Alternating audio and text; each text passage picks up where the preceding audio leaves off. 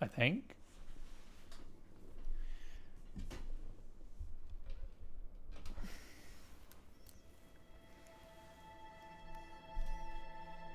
So, I know nothing about the context of this game.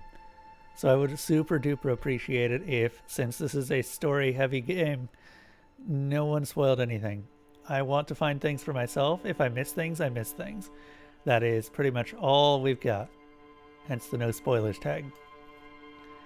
I really want to experience this for the first time here. Select archetype. Oh, definitely thinker. One of the things I resolved when I heard about this and saw a little bit of gameplay is that when I actually create, or when I do my own playthrough of this, I'm going to play it as if it was me. So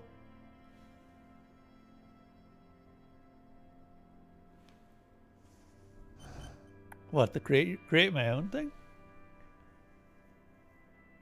Oh, if you can you point something out on the screen if I'm overlooking it? Sure. Plus encyclopedia.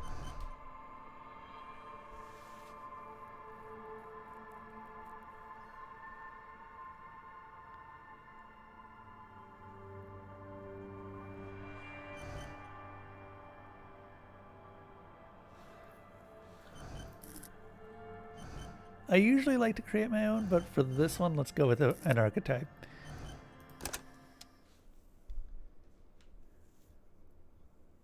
You won't look up spoilers, but sometimes it's nice to have a second set of eyes on busy screens. Oh yeah, and I know the art style of this can definitely be very explosive. I don't know if that's the best word. Just begin, I guess. There is nothing. Only warm primordial blackness. Your conscious ferments in it. No larger than a single grain of malt. You don't have to do anything anymore. Ever. Never, ever. Never, ever, ever? Never, ever, ever, baby. And start, I guess we need to go on. I already like this. An inordinate amount of time passes. It is utterly void of struggle. No ex-wives are contained within it. Oh yeah, I figured you'd be around, squad car. You are no one. You do nothing. You are not.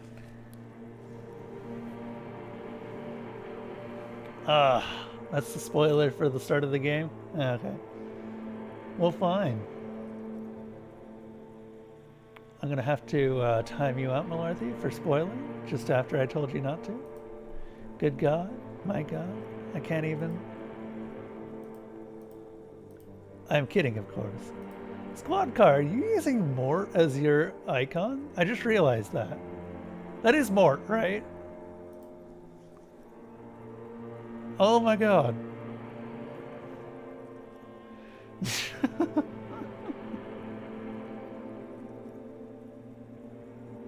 Dakon's your favorite, though. And then Mort. Oh, you're not a Falls from Graces fan? I quite like Falls from Graces. She's next. Okay. I don't think that... So, my first playthrough, I kind of lost out on a lot of Dakon's story. And I know that Dakon has a ton of story. So, I'm really looking forward to the Planescape Torment playthrough because my first playthrough with Planescape Torment was Strength and Constitution were my two big stats. Obviously, this means missing out on a ton of story. I missed out on so much that I would love to see what a Wisdom Intelligence run looks like. Yeah. That's basically how you play Planescape Torment. It's one of those games where you actually do have a optimal way to play, and it's not because it's like the best, well, it is the best way to play, but it's the best way to play because then you get the most out of the story.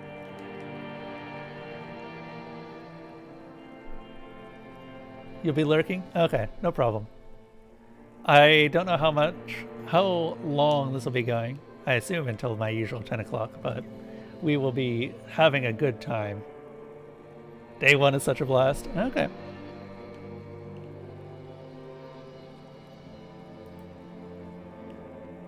What was that about ex-wives? An awareness creeps up on you. A mass lies hidden in your dead angle, soaking in some lurid acidic sauce. It's bloated and shameful, a pool of meat surrounding you. This is a terrible line of questioning, and it will only lead to more awareness of the meat thing. Nope, we ain't gonna do that. There. No ball of meat. No light in the formless nothing. Just night swimming. By the way, how's volume? Can you guys all hear the other characters? Which, yes, I'm fully aware that the other characters are actually yourself, the voices in your head.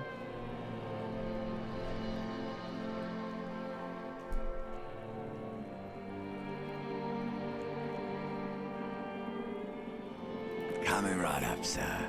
Smooth passage. What was my signature skill? I just went with Thinker, so I don't know. I think it was Encyclopedia. I'm going to be playing this very much like I want to play it. Like, I am going to be role-playing as me because I want to see what I might do in these situations. Other than that, there will be no other form of roleplay in this. I feel like it's going to be a lot of fun to just play as me for this. Because this is a very, from everything I've heard about it, this is a very intellectual game. And just, that sounds like me being a snob, but it's actually just, it makes you think. And I would like to think.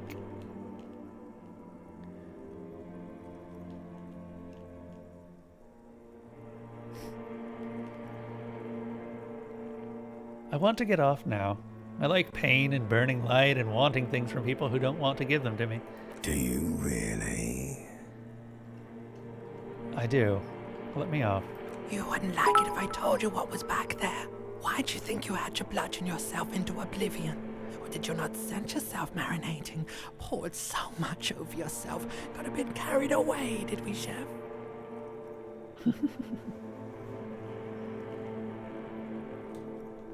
Oh, thank you for the bits, squad car. And yep, I will do me.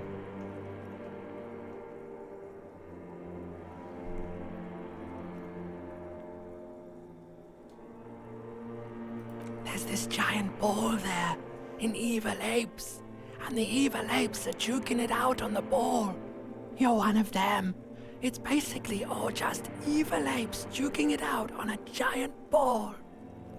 How small are the apes? Infinitesimally small. How big is the ball? You can't even make out it's a ball when you're juking it out. It's that large. And it's duking it out. I keep hearing about... What's that? Vying for resources. It's a stupid expression you picked up somewhere. The part of the presentation you want to take home with you is this. You have to beat the other evil apes in the face, or you lose. That's sad. Yes, it is. And you drowned in that sadness a long time ago. What do you mean drowned? You're lost.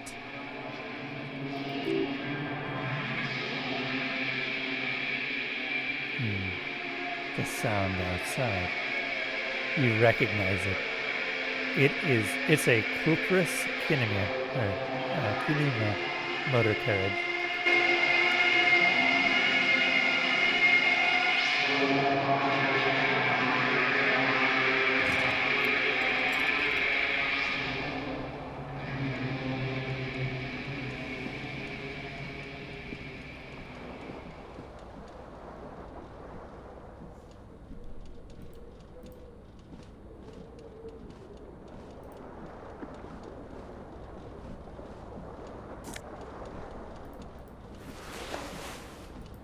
Oh, we've got a shirt now, at least.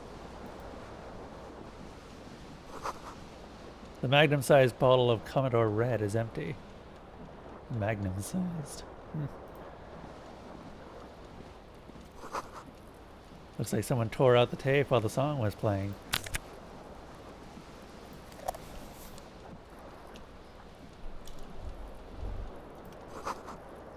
This reel-to-reel tape player is still on, rolling empty.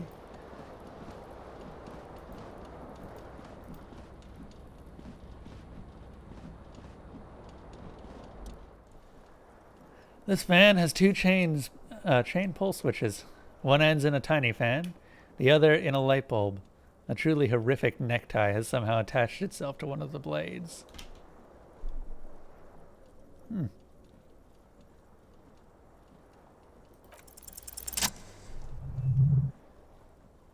You swoop up and catch the tie. Snap!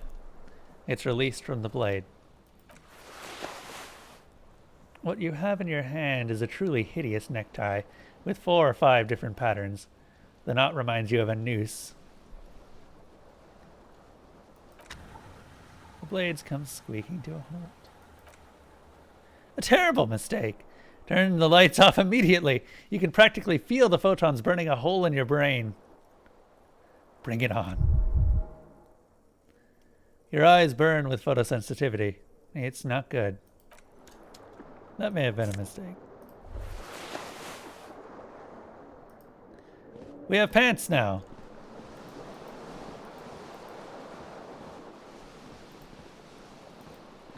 And shoes? 1 shoe.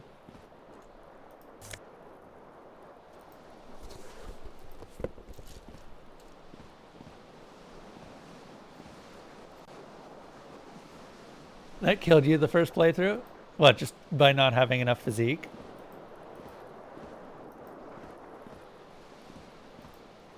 I had heard that you could die immediately. A mirror hangs above a bent and broken sink. In a fierce discharge of masculine energy, someone has ripped half the faucet off. The hot water sprays from the base and steam covers the mirror. You cannot see yourself, just the outline of a man. Suddenly you realize you have no memory of the face that awaits you there underneath the soft vapor. Really? Nothing? Really? All recollection of the person you are, the person in your life, and even the world you're in has drowned in a sea of blood alcohol. And this was no mere night of drinking. It was a deluge of world-ending proportions. As you slowly reach your hand towards the surface of the mirror. Abort! You clearly have not thought this through. You won't like what you'll see there, and you will never unbecome it. Maybe I should touch it first. Make sure there's nothing wrong with my face. Yeah, there is definitely something wrong with it. What? What's wrong? Where to even begin? There's bloatedness and the swollenness. It's like an upholstery of alcohol underneath your skin. I'm sorry. I bet you are. Your nose feels like a small balloon in the middle of your face. It hurts when you honk it, and it doesn't appear to be a particularly tiny nose either. Not with all the drink it's absorbed for you. At least my tongue is okay. It's not. It's swollen and snail-like, wriggling between your fingers. I'm scared. I want to stop doing this. Don't be scared. It's only your face. It's not like anyone is gonna see it. Behold! You have no idea who this thing is, do you? Dear Lord, help me. What is this? Whatever it is, at least it's dead now. There's clearly rigor mortis on your face. Or, wait, is that an expression? Are you trying to make an expression with that face? I'm not making it. The face is making it itself. Please stop. It's horrible. You're scaring yourself. No. You can't, can you? It's like it's not even voluntary anymore. You've worn that grin into your face and now it won't come off. What does it even mean? What is the emotion you're trying to convey?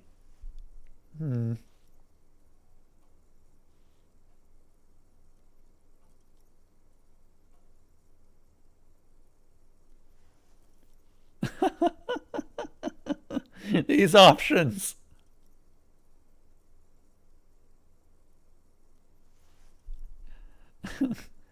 It's an expression of pain. You are correct. Dig deep into your mind and locate the source of the expression. It belongs in the new, the third decade of the current century. Enough time has passed from the failure of revolution that, for a fleeting moment, free market economy seems like the ultimate, uncontested way of life for our species. Okay. Things were good. It was smooth sailing. People made gold and champagne-tinted interiors and facades to suit the times, calling this the new style. But, more importantly, disco happened. For Revachol, your city, that meant only one thing. Guillaume le Million. I think I said that right. If it doesn't rhyme, you're not pronouncing it right. Oh, I guess not.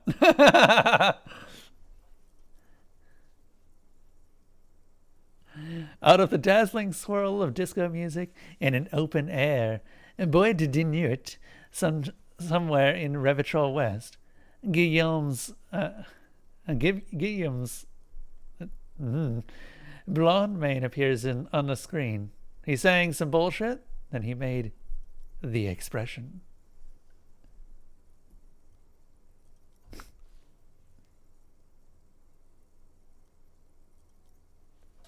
How long ago was the new? Some 20-odd years. There is a vast ocean of time between right now and the expression looking good on you, or anyone. Humanity has run around in that time. It's a different world now. The expression is a relic. So I adopted it? Why? Everyone loved it. Maybe you thought some of the Stardust world would rub off on you. Maybe it did. Either way, it's all gone now. Only the grimace remains. I feel the need to add a clicking sound whenever I make it. Click, click. The click is used to spur on a horse. It is also features heavily in Guillaume le Million's regional mega hit, Don't Worry, Your Pretty Little Head. Anything else? Like, who am I? Why did I drink myself into oblivion? You have some understanding of the near history of disco. The rest is darkness, aside from the useless fact that motor carriage outside was a caprice kinema. I guess that's it then. It doesn't have to be. You can swoon over Guillaume and his champagne cork smile whenever you want to.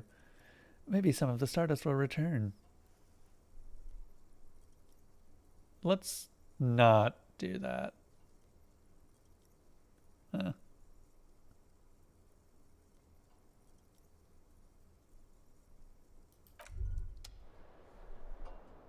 What does this mean?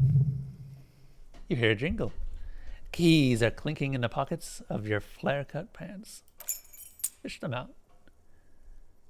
It says, whirling in rags on the aluminium key ring. There is a single key on the ring. The number 1 is etched on it. It should open the door. Hello, Elsa. Elsa, what are you doing?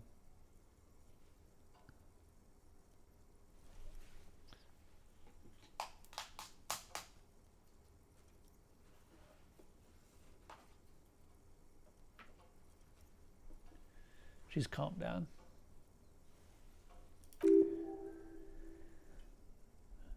The Whirling in Rags is a hostile cafeteria on the urban coast frequented by clockworkers.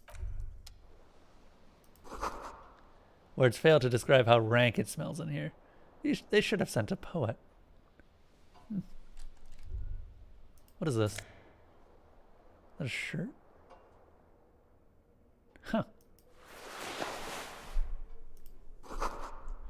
You see bottles in the bathtub. Wine, beer, and sweet liqueurs.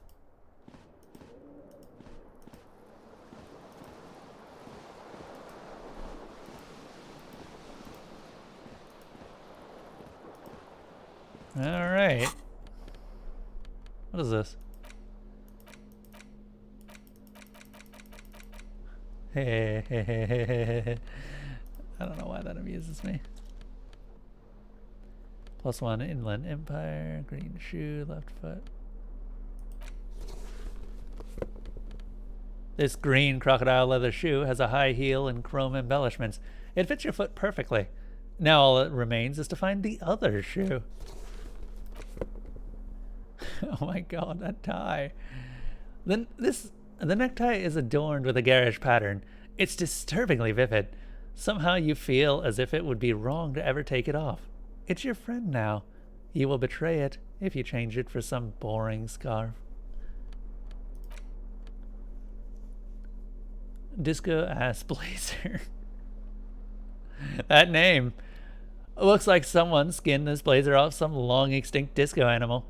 It has an enigmatic white rectangle on its back and the right sleeve. Huh. Elsa, what are you doing? Are you... Oh no, she's coming for her treats. She knows where her treats are. Look at her knowing where the treats are.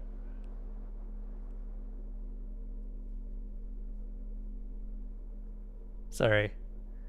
She's kind of on the desk. And she's taking up my entire attention and I can't read. What are you doing? You cute little kitty. Oh, she's typing.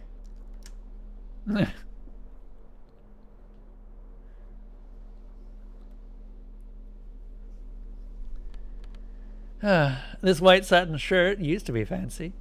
It used to really catch the lights. Now it smells like someone took a piss in the armpits. Ew. The real statement to wear.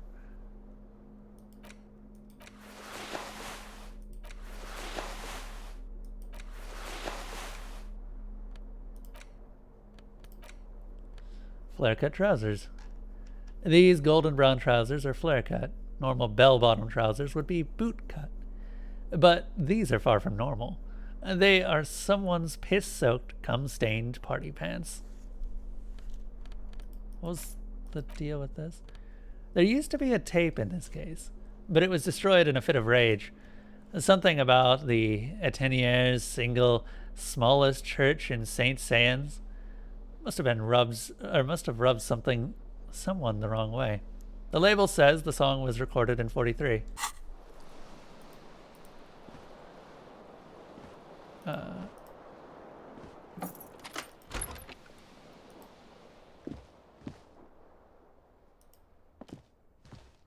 You are 19 degrees centigrade, clear. Something on the table. Money! Huh.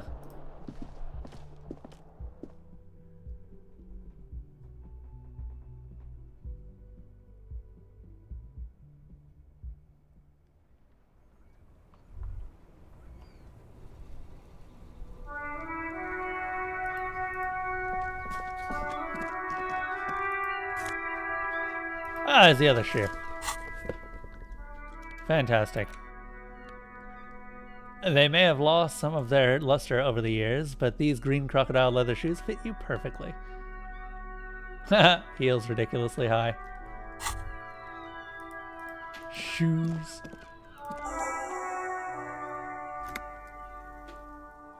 Oh, now you want to play Elsa.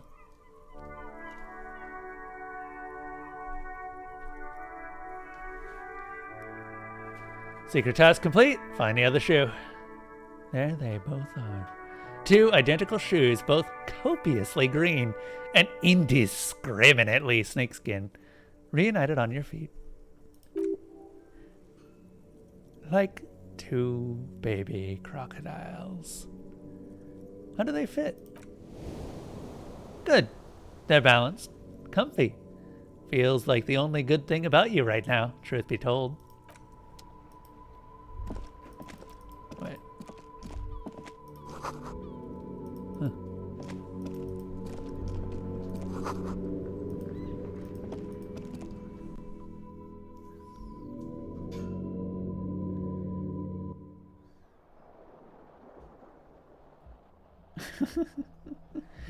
Hold up. I'll be right back. There's a cat that's trying to play with something underneath the shelves.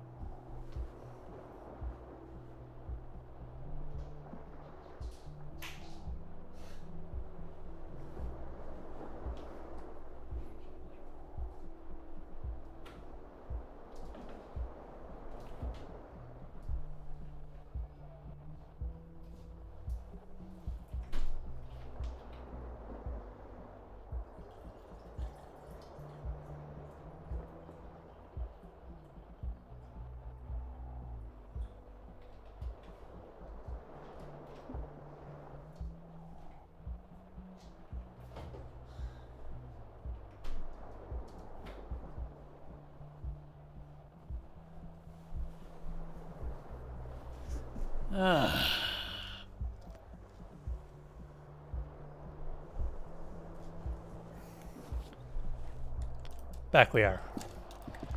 Back we be. Back right now. Back in future. Hello, officer. March. The year is 51. 1951? Officer? The young woman raises a cigarette to her lips. Her eyes are brown and her face is speckled with birthmarks. She can't be more than 28. A silver jumpsuit falls off her like scale armor, sparkling. This is the sparkle of too many nights out on the city. Officer? Am I military personnel? No. She seems perplexed by your question. Wait, I know. I'm a businessman. Chief Executive Officer, right? The young woman shakes her head slowly. Officer could just be an artistic statement, a claim of official renown.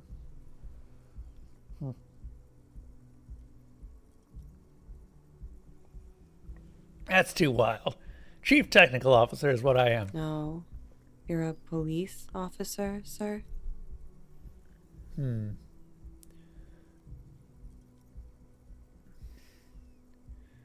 Are you shitting me? I'm not. Unless you've been shitting us all this time. All this time? You've been here for 3 days. On official police business, no less. What business is that? I couldn't say. In truth, so far, mostly drinking.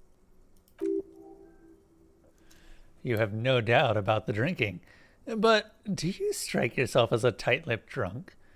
She must have heard something. Ah, fuck no. This is a red check. It cannot be tried.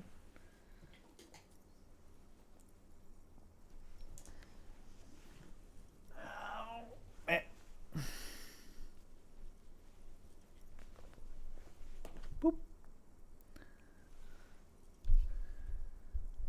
I might not know where I am or who I am or what a Kupris Kinema is. How I know what one sounds like? Wait. Who in their right mind would let me be an officer of the law? Don't be so harsh on yourself. They let almost anyone be a police officer. Oh, why don't I remember being a cop or anything else? Could it be because of the drinking? She raises an eyebrow. The cigarette sizzles. She hasn't had time to put her makeup on. This is her morning cigarette. She looks tired, her beauty waning faster than it ought to at her age. I might not know where I am, or who I am, or what a Kupris Kinema is. How I know what one sounds like. She nods. But I do know when someone's not telling me the whole story. What am I doing here? What's my case? She takes a long drag before speaking. There's a mercenary out back. He's been hanged. The body has been there for a week now. The locals probably got tired of it and called the cops. Why didn't you just tell me that? I didn't mean to overwhelm you with information. You seem a bit lost, officer. Yeah, no.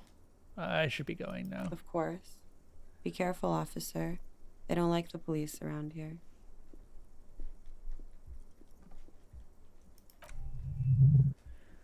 Something stirs in you as she's about to go.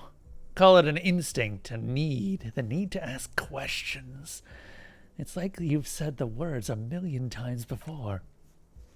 She looks back at you, a light glinting off her eyes. What if I don't want to ask questions? Before you go, I have some questions for you. Yes.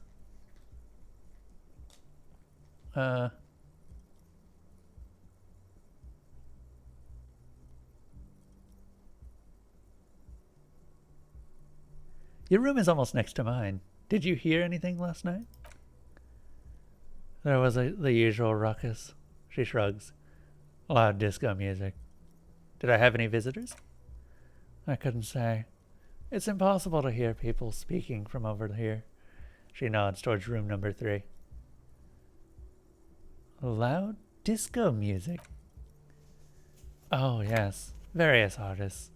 Ostentatious orchestrations prime among them. She raises an eyebrow, waiting for the name to connect with you. Oh, that. Yeah, woo. The less said about the better.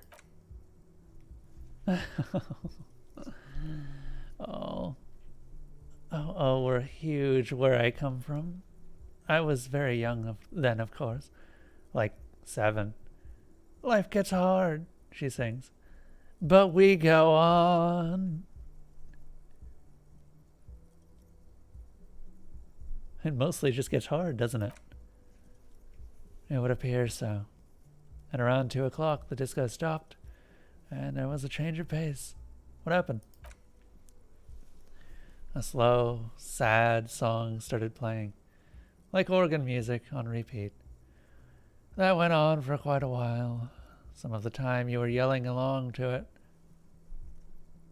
Was I singing this? Show her the empty case of the smallest church in St. Sands. Yes, there was a church in there. A real small church. Like the smallest, saddest church in the whole world. It was about that, and also, what else? That it doesn't matter anymore. That we are all alone now. It was difficult to tell. The song itself was very quiet and soft, but you sounded like a wounded boar, sir. It was hard to understand what you were singing on top of it.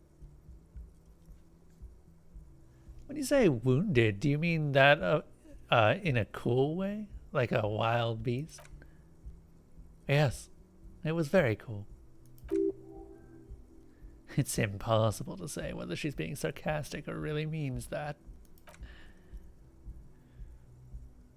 And then you started screaming and trashed the place. That's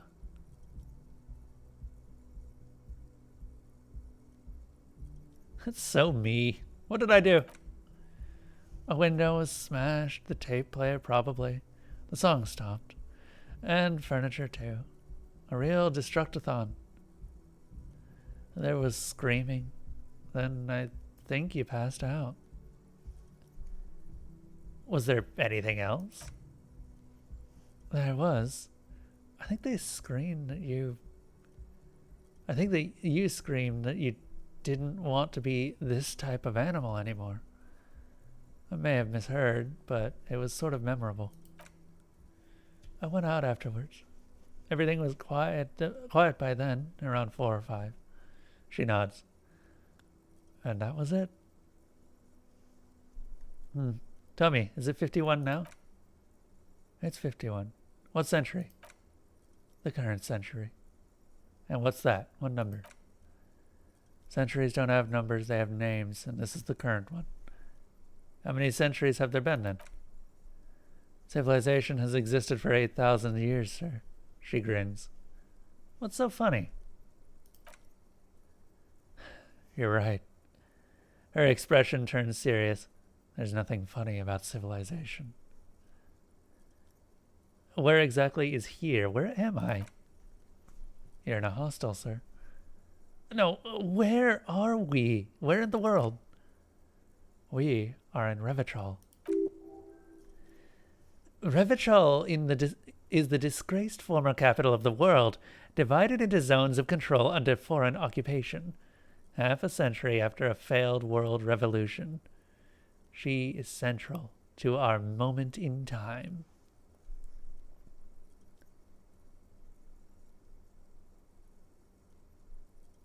Should that mean something to me?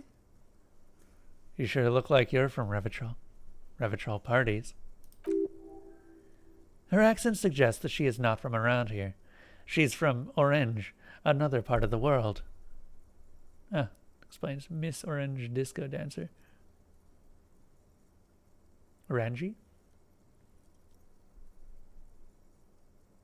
Or it might just be orange. What is it that they have against police here? The dock workers are pretty cocky. They think they're police enough. At least here on the coast. I can't say about the rest of the city.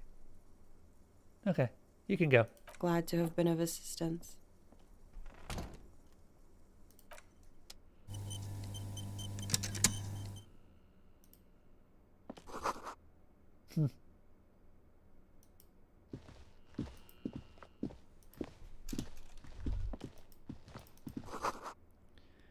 This weekend is the weekend edition of the satirical newspaper Trompe le Monde. Nothing on the front page rings a bell. Strange.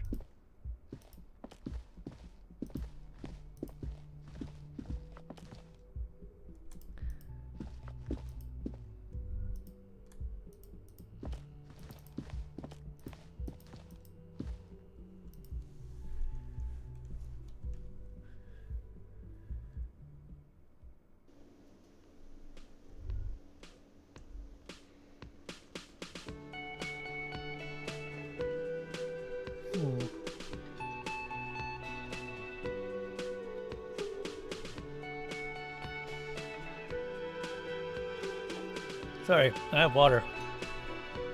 Great for a parched throat. Well, of course. Can I? Okay. A big old karaoke mic, just waiting for someone to sing into it. This is where lyrics would be.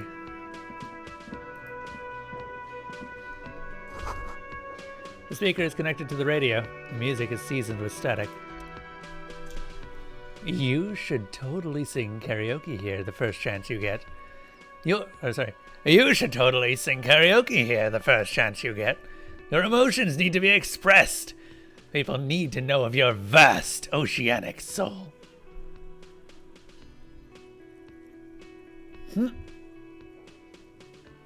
My soul's cubic content is obscured by the hangover. Of course! At this point, precise measurements of your soul can only be performed from the outside. It needs to be heard. Through a PA system. By other people.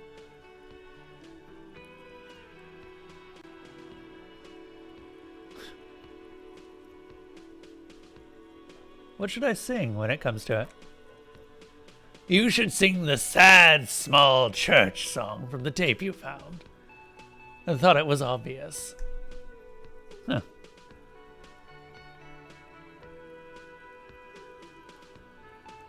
Of course. They'll really get a gauge on my soul with that one. Serves them right. Wipe that smirk off their face with your sad, tragic, small church song. Who's laughing now? No one. New test, sing karaoke. You would need another copy of the tape first, though. The one upstairs is destroyed. This goes well with a theory I'm developing that I'm a down-on-my-luck superstar person. Who is mistakenly identified as a cop for his prominent jawline. Yes, sounds likely. You should probably go on stage and pose for a moment when you're done with this thought. See if it works.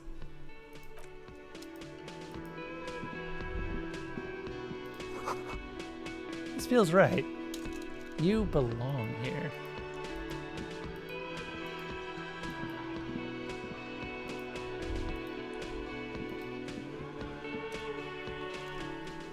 A man in his late 20s stands behind the counter, inspecting a stuffed seabird. As you approach, he gives you a sideways glance, then looks down again. Everything is cool between you and this guy. He's a big fan. Make some small talk. Look at the stuffed bird. A competent work of taxidermy. The white and brown seabird lies among piles of coasters and drying mugs, one of its wings broken. And the man is trying to mend it. Looks like the bird was ripped off the shield that it was used to mount it, most likely on a wall. This is a great skua. The seabird is the symbol for the discovery of the Insulindian Isola, the part of the world you are in right now. The small steel tag says as much. The great skua. Stercorius skua. Or Storcorarius skua. That's the great skua, right? Look, your buddy is over there. Oh. He looks at the door where a man in a bomber jacket is tapping his foot on the floor. Why don't you go and talk to him, okay? What do you mean by buddy? He pretends not to hear you, concentrating on the bird instead. Are you the bartender? No, I'm not the bartender. I'm the cafeteria manager. He's very animated all of a sudden. This seems to be a touchy subject. What's the difference? I have 3 cafeterias to manage. 3. Sylvie tends the bar here, not me. I'm only standing in. Oh, where did Sylvie go? She just, you know. His eyes dart from left to right. This man isn't lying, but he is hiding something. She just... what? So now you're a cop? Forget it.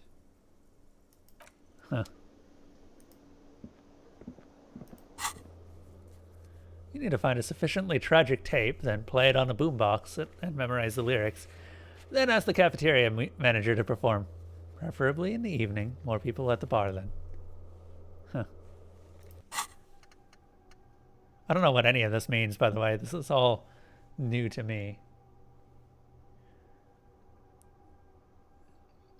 Problem solution. Temporary research bonus, -1 logic. Head in the clouds. Research time, 4 hours. Huh. Whatever happened to Guillaume Lemillion, who, with his amber mane and sparkling teeth, beguiled the tattered remains of the nation?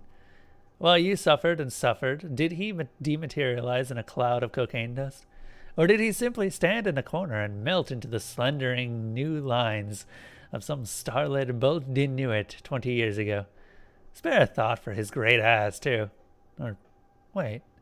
Maybe he became a police officer in River Patrol West. Hmm.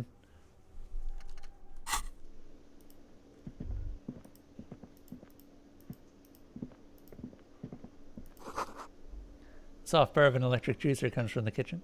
Someone is working. This is a water cooler. Oh. I like healing items. Healing items are useful. Yes. I'm not dead.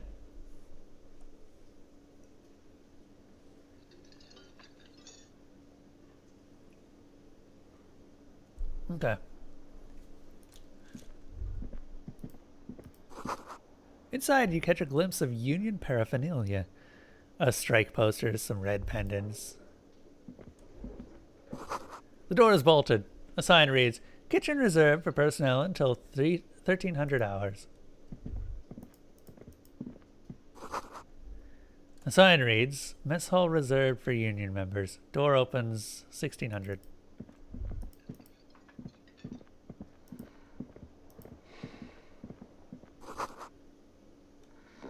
A bottle of rum has been knocked over. Beautiful, dark liquid is spilling out. And that sugary black rum stain on the counter makes you teary-eyed with joy. It's almost touching how syrupy and sticky it is. How long have you been up already? An hour? Sweet Lord, a whole hour. And you haven't thought about rum and lemonade in all that time. You've truly extinguished all trace of yourself.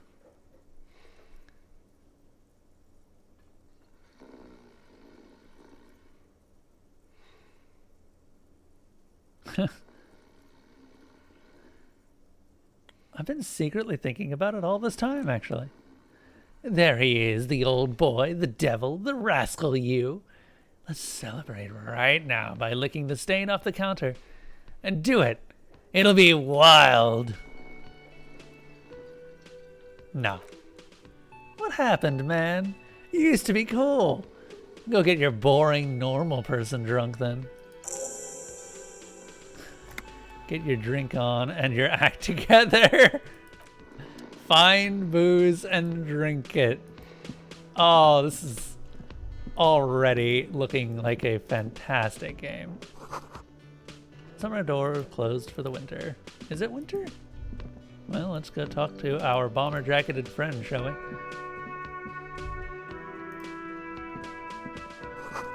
Real pinball machine is unplugged. The theme on that pinball machine is standard royalist theme, used in everything from pinball cabinets to full-flavored cigarettes. What are its hallmarks? Clinging to a picture book version of the past century, waiting for the king to come back and cast out all of the profiteers and homosexuals.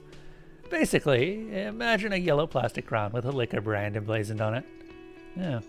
Wait, where do I get such a crown? It comes free with a six-pack of Vermilion Roy d'Or. The words Roy d'Or are stamped on the crown's plastic. The idea of a king and a century gone is pretty fascinating. The sentiment is called anticentennial nostalgia, pining for a time before the turn of the century. It's common even now, after 50 years.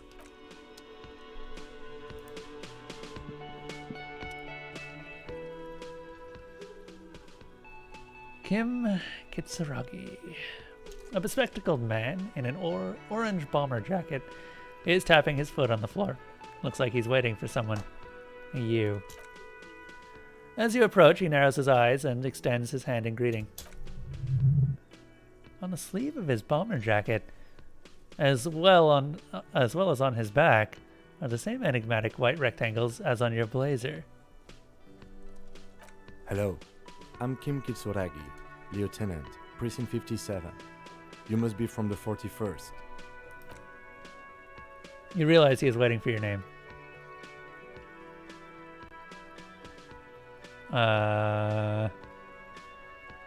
Partial to the officer.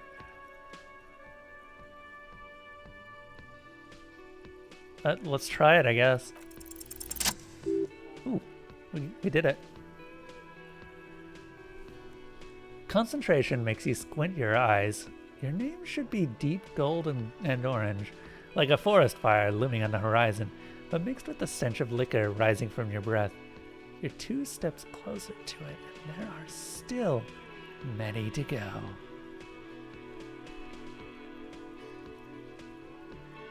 It is not yet time. Okay then. He processes the information, then disregards it. It looks like we had a little scheduling error on Sunday. Saturday too, actually. Have you had time to talk to the manager here? What he means is he has been trying to meet up with you for 2 days, but you have been otherwise occupied.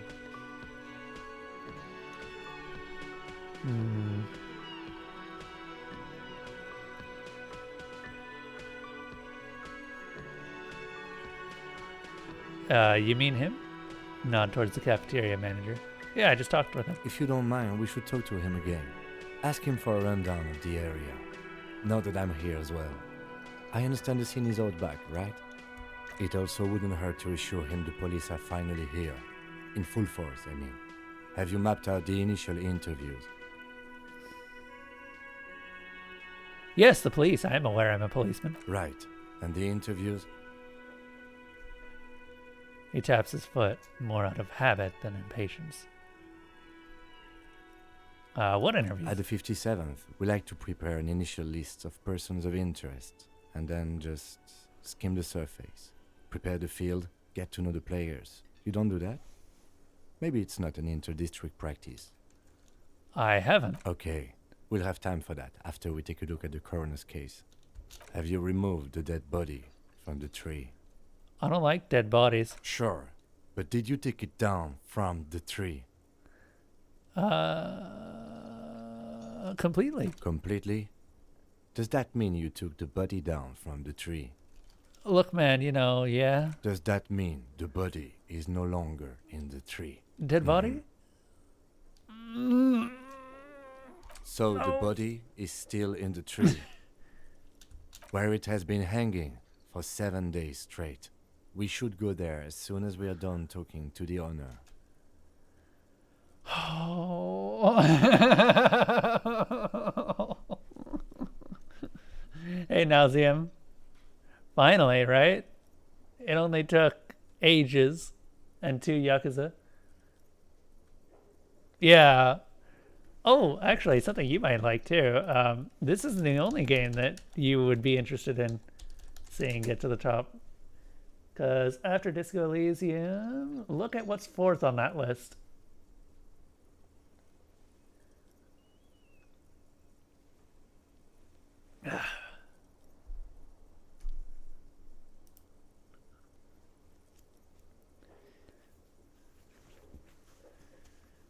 What if I told you I'm not really a police officer? We all feel that way sometimes. There is no such thing as a police officer, I'm afraid. What remains is that there is a dead body in the tree. Someone has to figure out who put it there. If we don't, no one else will. And then, soon after, dead bodies will be dangling from all the trees. He concludes, but first, we have to take it down. I can't remember anything. He looks at you for a moment in silence. I can see you drank last night, and the night before, and that you are still drunk now. But I have seen officers go through much worse. Much worse. You sure, bro? I don't remember who I am.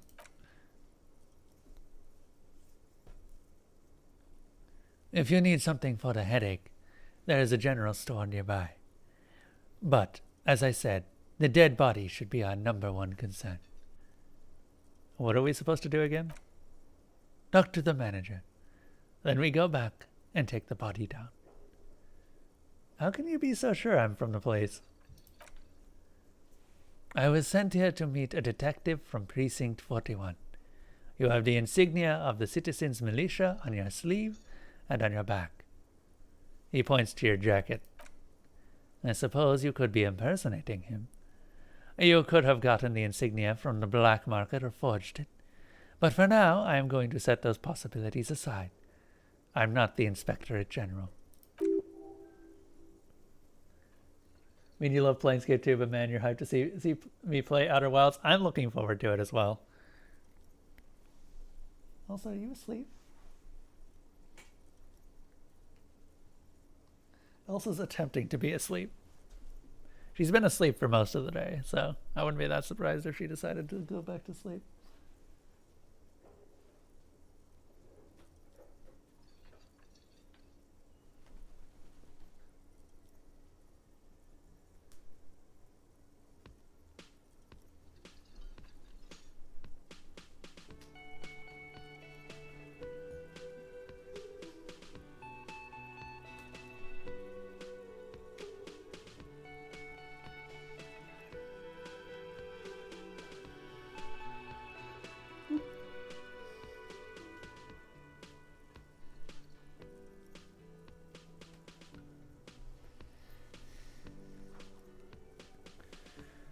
Let's see. Sorry. Playing with the cat. Inspectorate General means internal affairs. But he's saying he is not from the Rat Squad and isn't supposed to suspect such things. Ah, you mean the Rat Squad? No need for derogatory terms. They are only doing their job. You said insignia. These white rectangles, you mean? Yes. But they're just white rectangles. They're not just white rectangles. They bear a halogen watermark with the letters RCM and a pattern resembling the street grid of Revachol West. I would ask you step into the headlights of my motor carriage, but again, it's none of my concern. I just need you to do your job. But shouldn't I have a badge or something? You mean you don't have a badge? It was not on me when I woke up. Losing your identification card is a serious matter. My vehicle has a shortwave. You can use it to report your badge missing. I would advise you locate it as quickly as possible, but getting the body down should still take precedence. Alright then, I guess let's roll. He seems surprisingly unflappable to this man, obviously forgetting everything. I'm amazed he's seen something worse, apparently. Lieutenant Kim Kitsuragi is now in your party. You can talk to him whenever by clicking on him. What do you say? Oh, like clicking on him.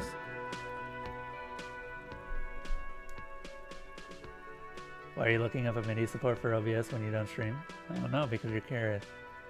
Why not? Tell me about the case. What do you need to know? Literally anything about it. I can't remember a single thing. Maybe you can tell me what you do know to help me narrow it down a bit. A young woman told me a mercenary's been hanged? That's all. Then you're not that far behind, actually. Do you want me to brief you? Brief, yes, that sounds good. 3 days ago, the RCM emergency desk received a report about a security guard who was found hanged in Martinez. An anonymous caller said there was a dead body behind the Whirling in Rags hostel cafeteria. The cadaver had been there for 4 days. No one had come to investigate it. That matches up with how long I've been drunk. During that time, the victim had been stripped of his belongings. The caller did not identify him, but used the word lynching. There is an ongoing labor dispute between the local dock workers and the logistics company, Wild Pines. I was told we should approach the death as part of this dispute. Wait, does the briefing say who the victim was? A security guard or worker of some sort, hired by Wild Pines. This was just hearsay from Martinez, of course. We need to find out the truth. Who was the caller? To find him or her is one of our tasks here. For now, all we know is that the tone was muffled using a device of some sort. The desk could identify neither the caller's age nor sex.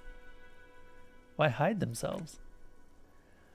There's a strong prejudice against against involving the RCM in what's seen as union matters. The Dock Workers Union is the de facto police in Martinez. Now, it appears, they've started executing too. We cannot allow this.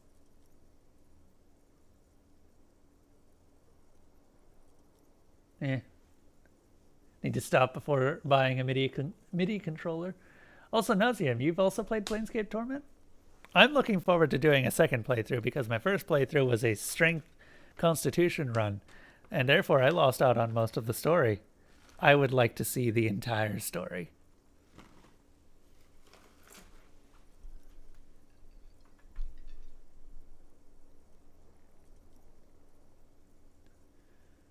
And the RCM is?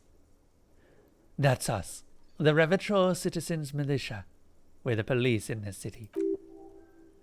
The RCM, or the Revitro Citizens Militia, is the police force you and him are a part of.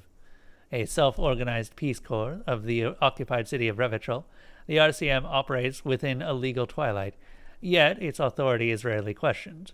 It's super useful to know this. Let me just make this perfectly clear.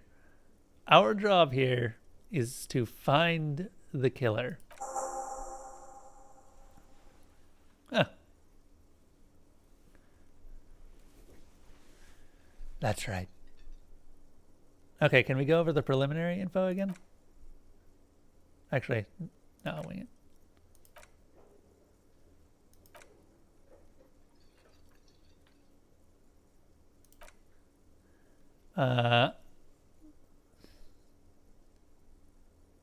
Would you say this is a mysterious case?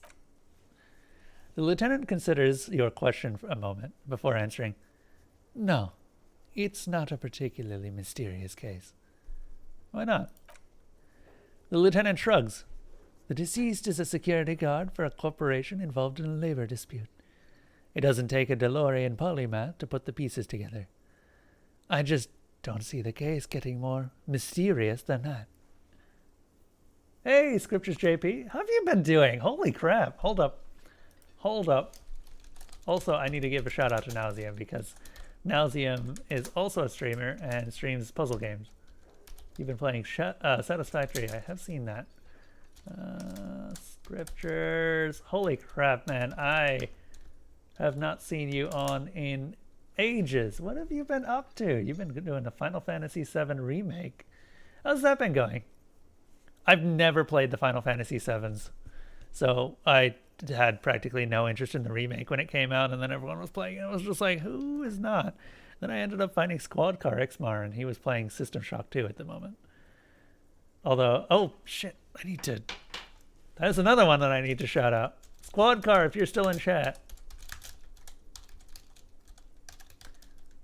I know he's in chat, but I don't know if he's actually listening. He was playing Morrowind recently. Lots of streamers today. Holy crap. Hello.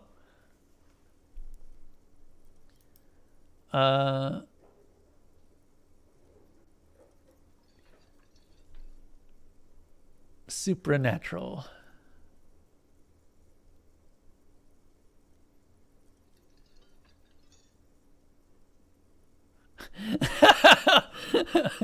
Oh my god, no. No, I have to. Okay, so the case probably isn't mysterious. But could it be sexy? There was some interest in this case at my station, but not for reasons you have in mind. You seem to wish there was.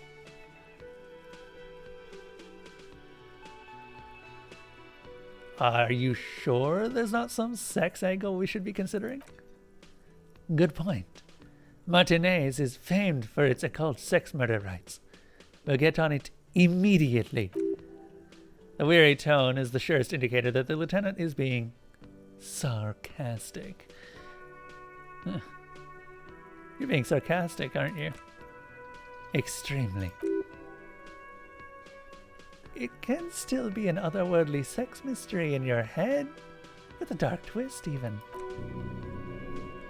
He's basically challenging you to sex it up with some lurid twist. Don't get right into it. Sit on it a bit. Then hit him with it. Oh, this is going to be fun. I'm going to have voices for every single one of the voices in my head. Oh, I'm looking forward to this. Hold up. Also, I got some pizza on this plate still. Holy crap.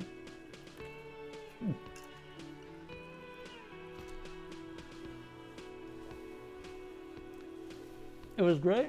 Oh, did you already beat it?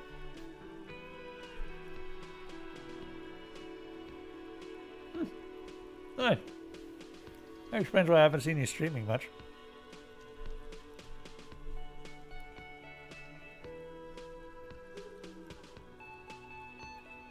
Give me a pizza. Oh, sorry.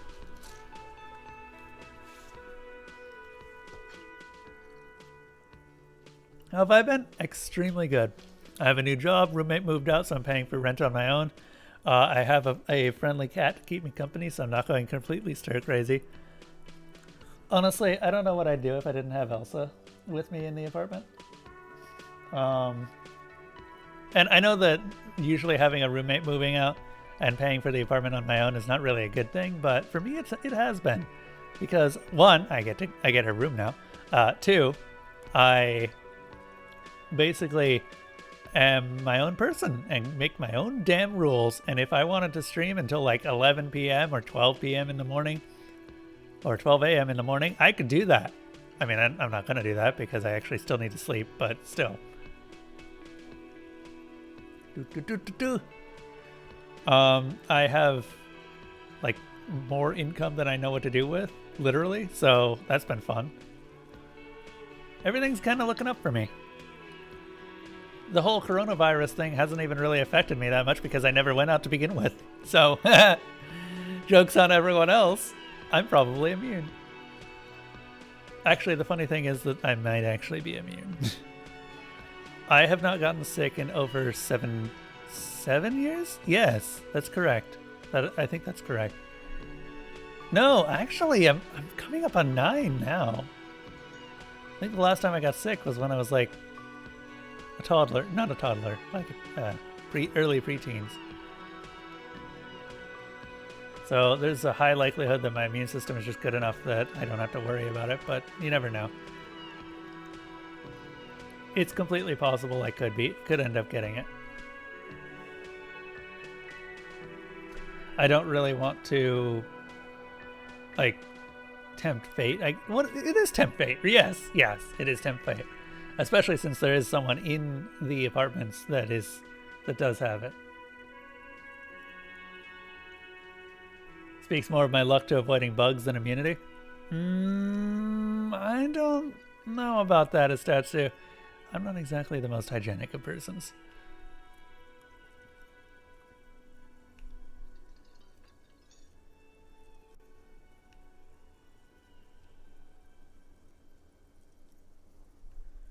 Let's see.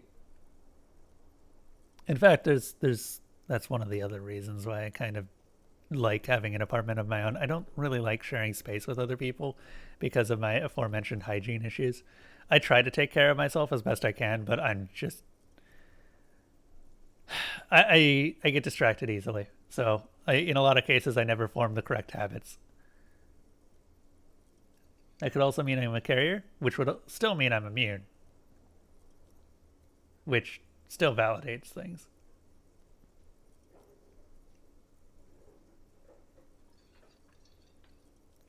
Carriers, or just because you're immune doesn't mean you can't get it. It just means that you don't show the symptoms of it.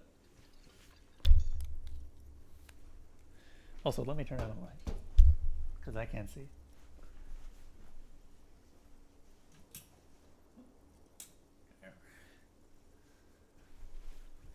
Oh, I'm out of water already. Jesus.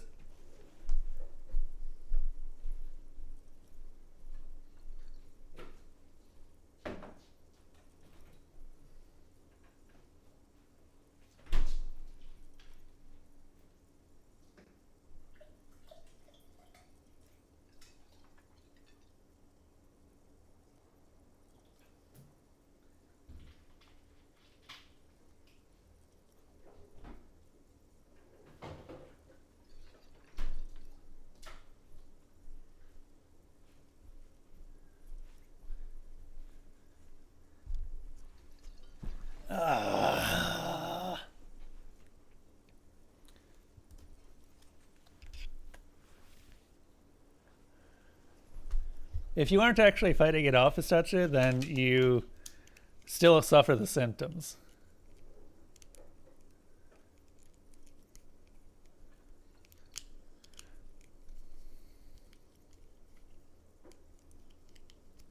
Basically, immunity means that you already have the antibodies in your bloodstream.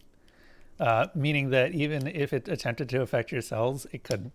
You are a place it can live, but not a place it can reproduce.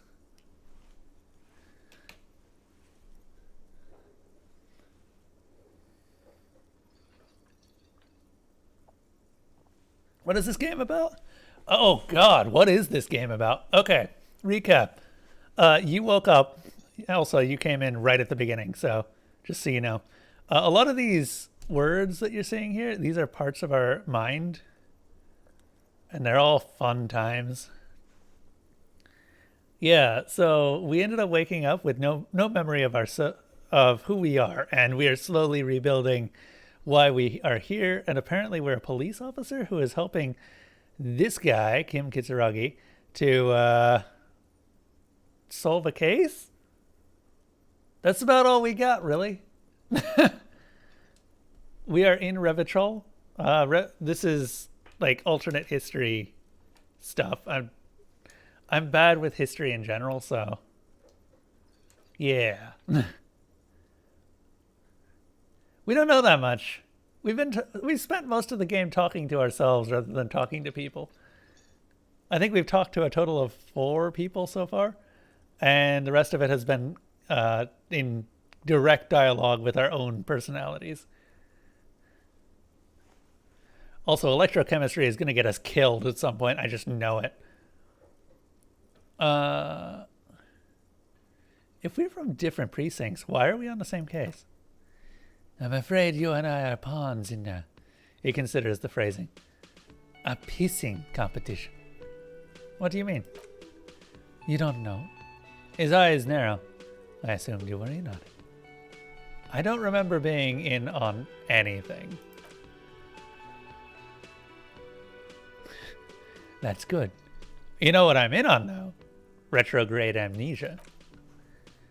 Better still than an imbecilic cop off. Cop off? It's just stupidity. We shouldn't waste any more time on it. If you want my take, ask me after we've inspected the victim. Oh, they were basically comparing cops.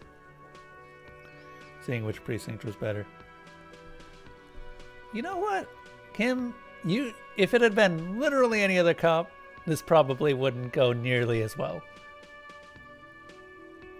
So this is Malkavian the video game? No, Malkavian the video game is the Malkavian mod. Or playing the actual Malkavian storyline.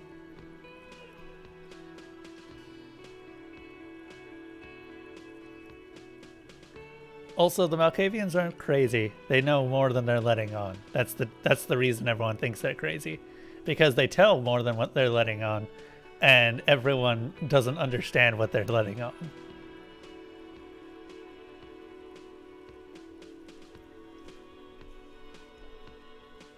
Oh, wait, that might be spoilers. Shit. Forget about that. Let's see. You should tell me now. This seems relevant. Later. His voice is unflinching. Was there anything else you wanted to know about the case? Actually, I have all I need now. Legendary. Oh, no! No! Convince Kim there's a sexy, dark mystery twist in the case.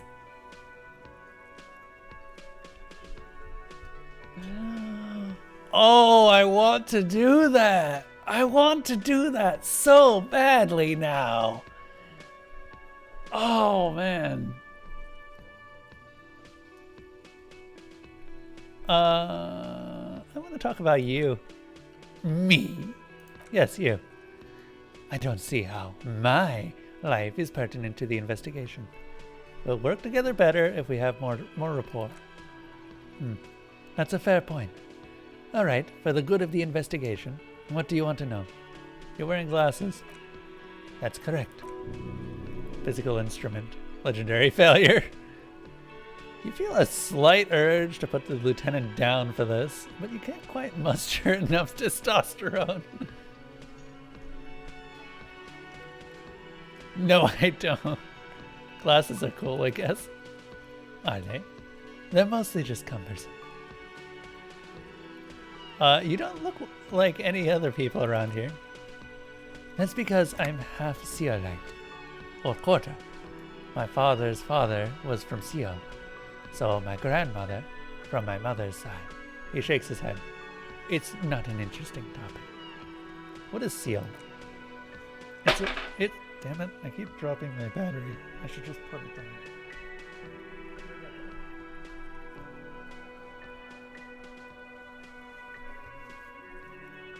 If ever there was a time to save scum, I'm pretty sure you can't. Oh, yeah, no, you can't.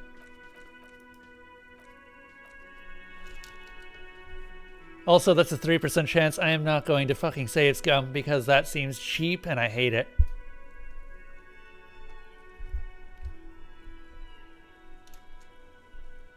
It's a part of the world, officer. A geopolitical entity and a geographic division. I told you it wouldn't be interesting. Seal is a protectionist, isolationist, what are you doing, Elsa? She's being cute. She's being cute. What are you doing? Elsa wants something. I'll be right back. I've got to go follow her to see what she wants. You want water?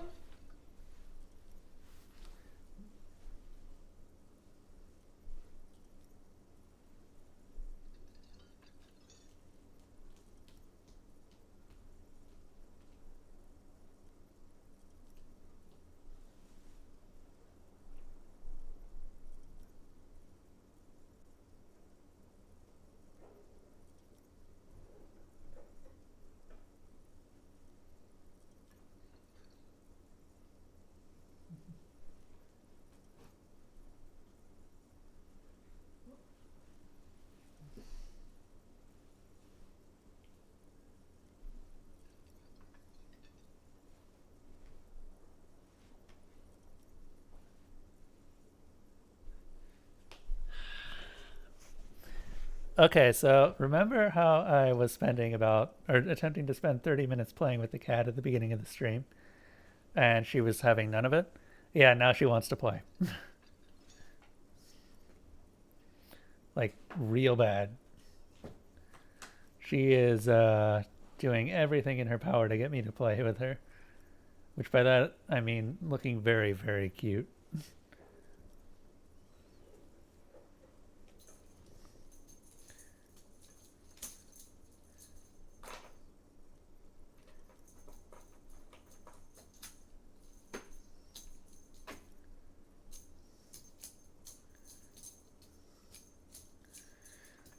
Cats are completely unflinching. Let's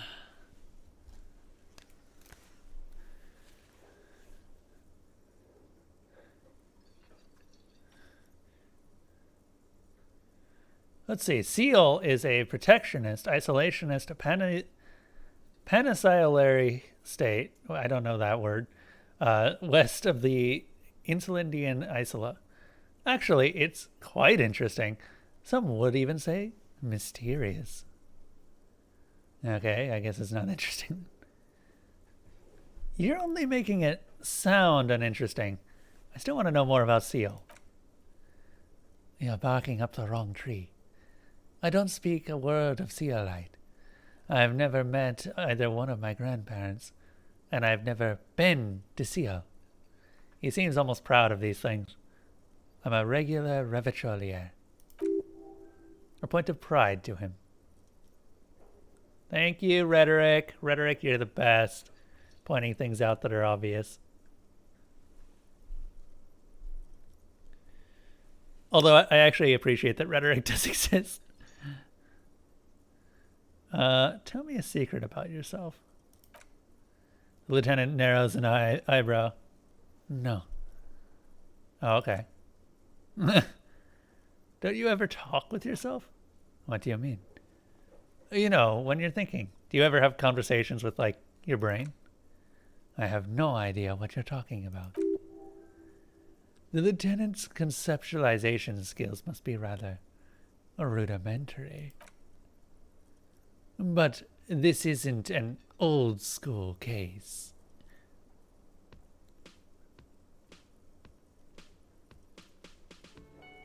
Huh.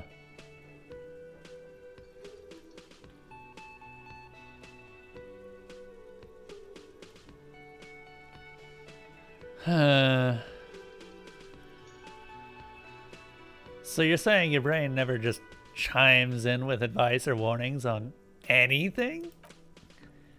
I can't say it does, no. When I need to think, I just use my notebook. The lieutenant produces his small blue notebook and idly thumbs through a few pages. I've been succeeding a lot of these. We all have our different mediums. His is written. That's all for now.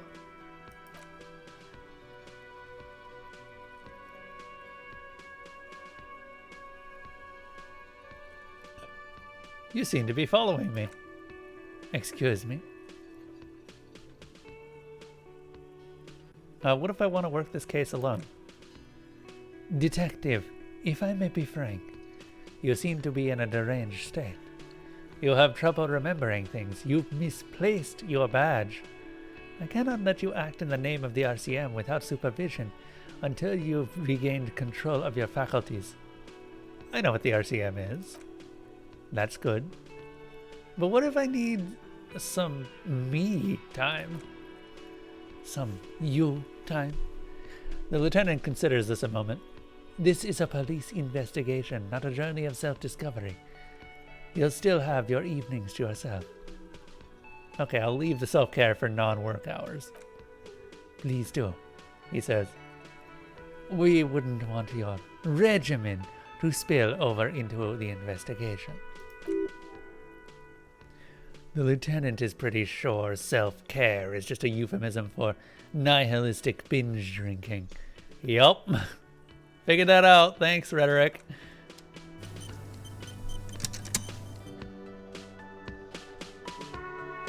I made it downstairs.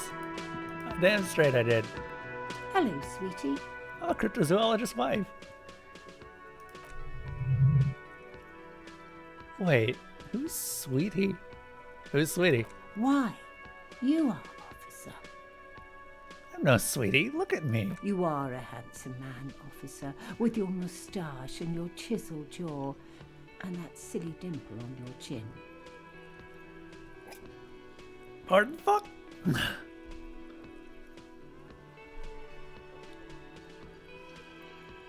Nipple or not, I'm a bitter man. The years have taken their toll. I don't want to talk about my dimple. Take heart, officer. You're still a man in your prime. You must forgive me. I'm getting so scatterbrained, I completely forgot to introduce myself. I'm Lena. My husband Morel and I are staying with our friend Gary just down the street, but I come here for tea when they're away. Apparently businesses near you are being boarded up, so you need to get ready to move with not much notice. Oh shit. What's going on in your part of the world, Malarthy? Are you gonna be okay? Wait, I thought that you guys actually had a house, didn't you?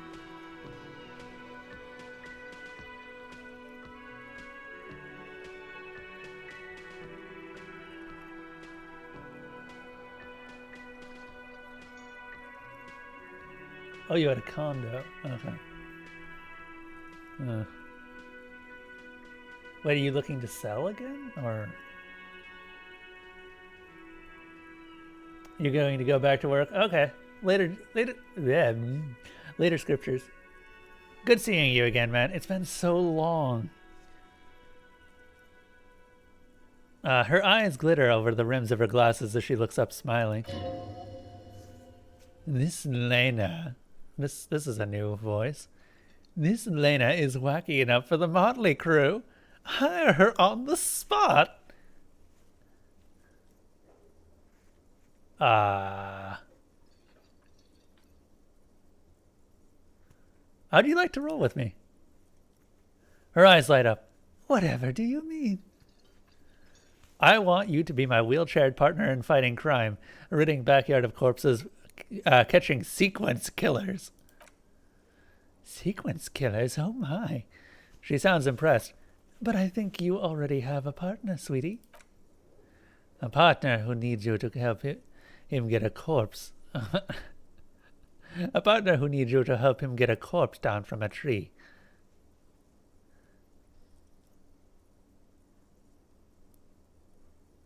I know, but there are always side mysteries, sequence killers, and forays into the paranatural. I can assure you, with absolute certainty, there are no sequence killings taking place in matinees. Now, gentlemen, no need to squabble. She turns to you. I wouldn't be of much use to you anyway, sweetie. Why? 3 heads are better than 2. Thank you, but... She looks out the window, wistfully. Martinez isn't the most wheelchair-accessible place, you see. I'd slow you down. She turns back to you with a hopeful glint in her eyes. Perhaps another time. You seem to be in a chair. The cryptozoologist's wife. Yes, dear. I'm a paraplegic. Encyclopedia. A paraplegic is someone with limited or no ability to use the lower half of their body. Paraplegia is caused by spinal cord injuries, like falling from a great height or a grenade explosion.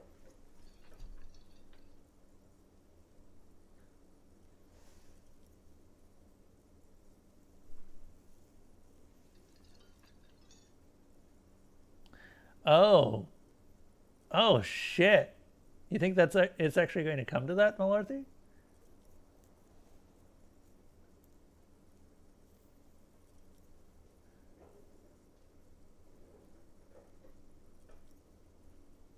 Oh, you've got a cold right now, Nudge? It is no longer out of the question, so preparations. Oh, shit.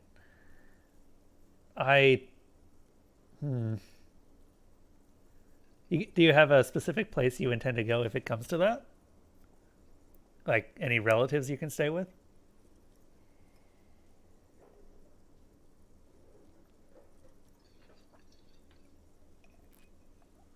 Not here. Well, I'd hoped you had some sort of plans. Yeah, we haven't really been having issues like that around. God, 2020 has been a year. 2020 has been a fucking year. Can I just go to Canada? I would like to go to Canada. I hear Canada has a lot of things, but also bad a lot of things. But most importantly, it actually has good healthcare. Damn it, where's Snuggy when you need him? I would like to go to Canada. Maybe Victoria.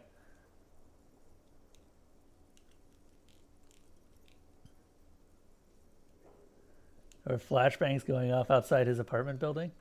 Ooh. Wait, really? Outside? They were going off outside Snoogy's apartment building?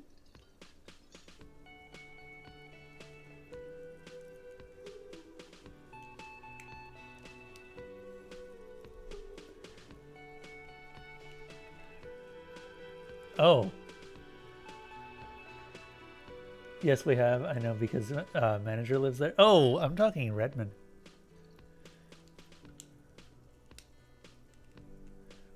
The apartment that I happen to live in is high security. So, you know, gated communities. We haven't had that much in the way of problems around here. There's been more people outside than I would like to admit due to the events.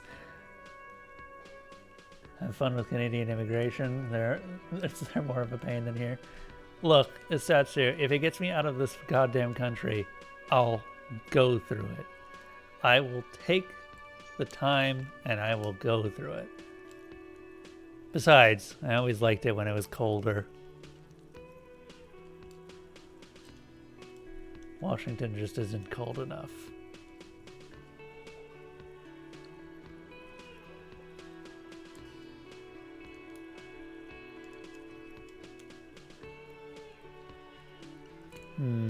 A grenade. Did you fight in the war?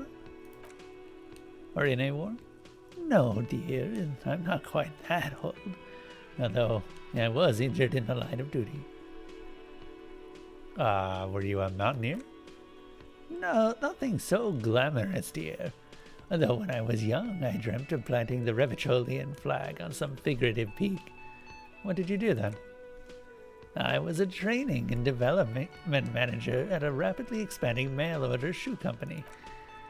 You'd think it would be a safe job, but I had to be everywhere, and, well, once I happened to be under some faulty scaffolding. I was lucky. That was almost 20 years ago, and I was compensated exceptionally well. One can only dream of such payoffs nowadays. She runs her hands over the chrome wheels of her chair.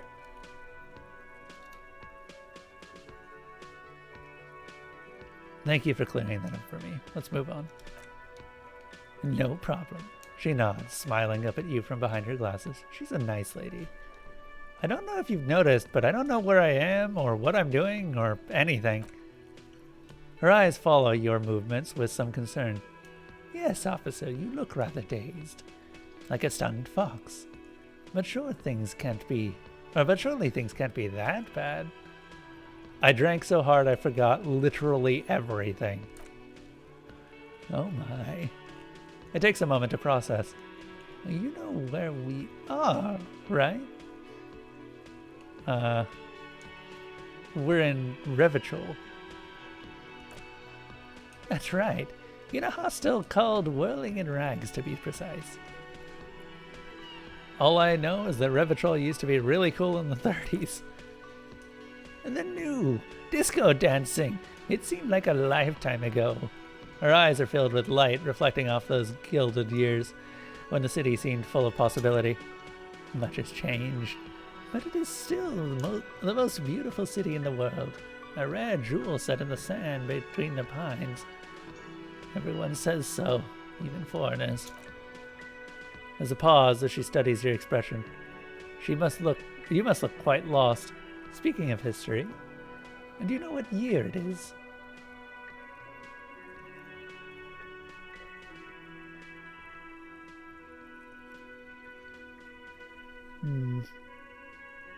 Also, where would one get flashbangs? Aren't those military grade technology?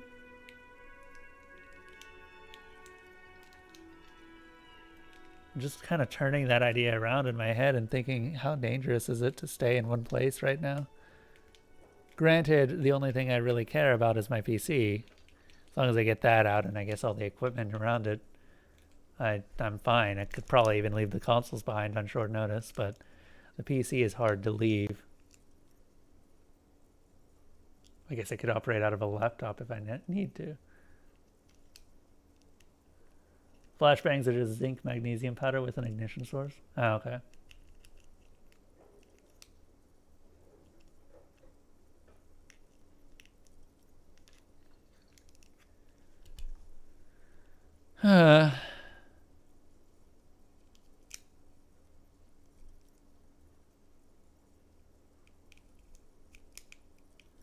It's a bad year in my late 40s or 50s. I don't even know how old I am. There. The year is 51. The spring has only just started. I'm sure there are better days ahead. She looks flustered, her hands smoothing out the creases in her blanket, even as she attempts to reassure you. The lieutenant studies you, rubbing his chin. I'm beginning to suspect you might indeed be completely adrift in this reality, thinks the lieutenant. How can it be that bad? Never mind. We're in this now. I can tell that this is taxing for you, so I'll just ask one more question. What regime are we living under? What mode of government? That's a good question. Wow. Oh,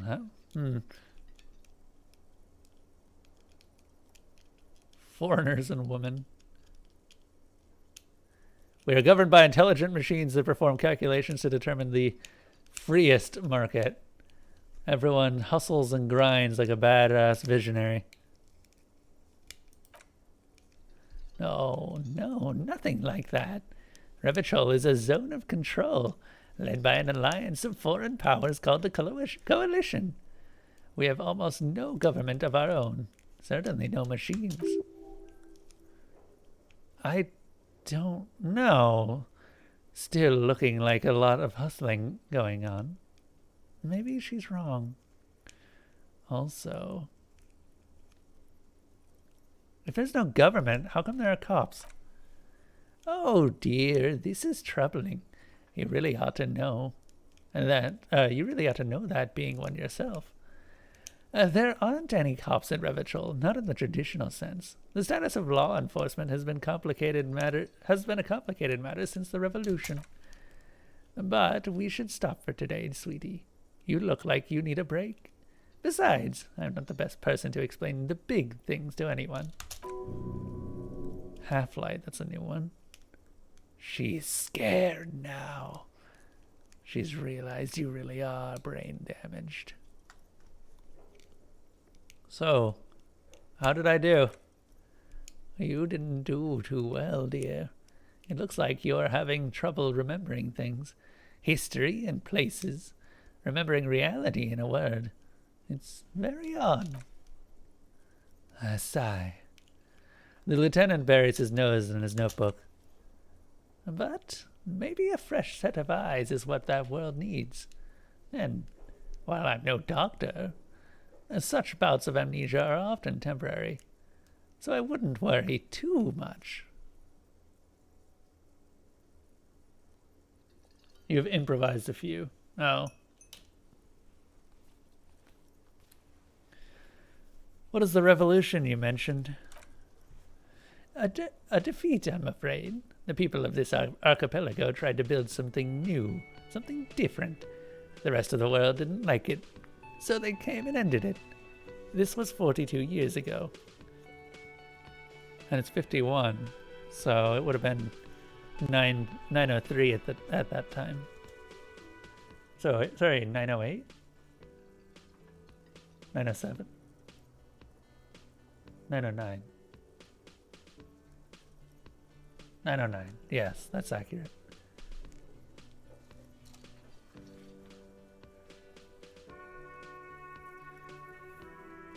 What does that have to do with there not being any cops? It has something to do with everything. I really don't know how to explain it better. Who could tell me more? Someone more educated in sweeping matters. Maybe you could ask. She turns to the lieutenant. No. He looks away. I'm not an encyclopedia. I won't be a guide either. I'm a detective. Get a reality lowdown. Of course. She turns to you. Then I don't know. Somewhat rich, maybe. Wealthy people are educated. Though I don't know where you would find a wealthy person in Martinez. New one. Oh, that's reaction speed.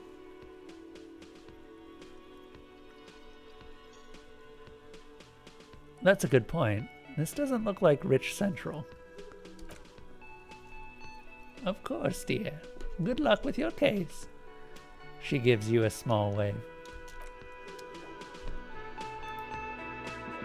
All right.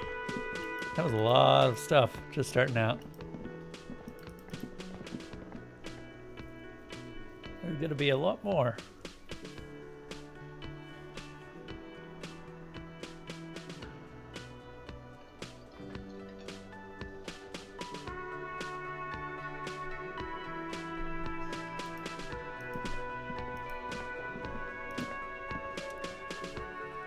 Guard, the cafeteria manager. The man with the unimpressive beard notices you approaching. He drops the ledger he was holding and turns to the lieutenant. Mr. Gart, right? You run this place. Yes. I am Kim Kitsuragi from Precinct 57. This is an inter-district investigation, so joining me from Precinct 41... The Harbinger of Ruin.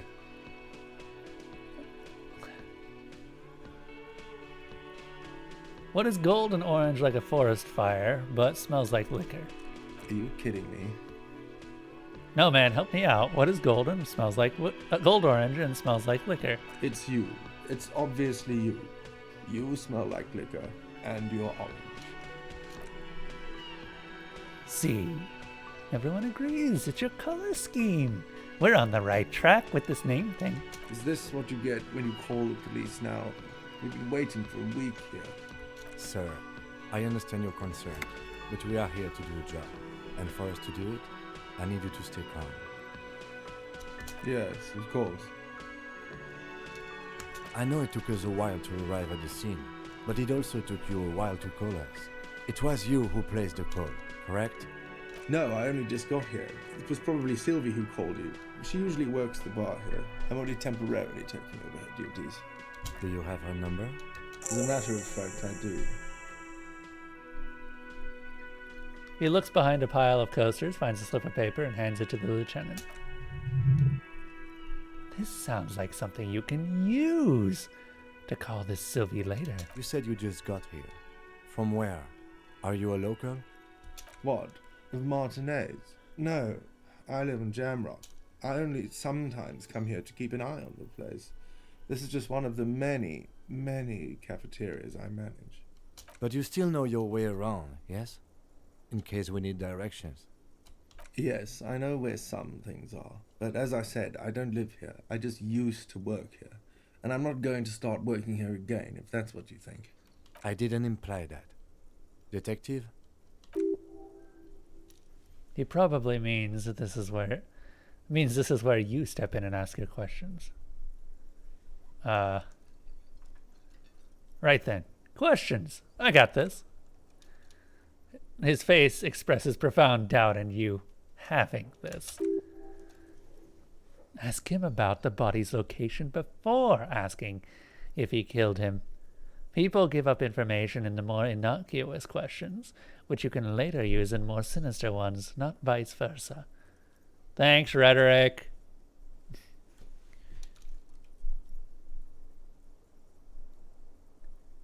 Where exactly is the body? Behind the buildings, there's a courtyard. He pointed to the kitchen behind him. They hoisted him up there. And how do you get there, then? That's easy. See that door there? He points to the west. First you exit through that. And then to your right, you see a big hole in the fence. A really big one. You can get to the courtyard through there. No need for keys. The hole is big enough for the Franco-Nigerian cavalry to fit through. This man means the heavy cavalry of innocent Franco-Negro, sweeping over the plains and nations of the enemies of mankind, 5th century style. Unified currency of the concept of cool came in their wake. They wore lamellar and carried guns, but first and foremost, Franco-Nigerian heavy cavalry was really, really wide. That hole in the fence must be enormous. Who killed him? Wait, why did Sylvie go away? Haven't you asked me that already? What is it with you and this woman? She has nothing to do with this. No, before I asked you where. Now I'm asking you why. Okay, you got me. She went away because of the dead body out back, and because I asked her for her number. That's why Sylvie went away. I hope you appreciate that. The lieutenant opens his notebook at the cover. The number is safely tucked away in a small pocket. Thank you, he says. Mystery solved? Is it? Because I thought you were supposed to be investigating the lynching, not my employer conduct.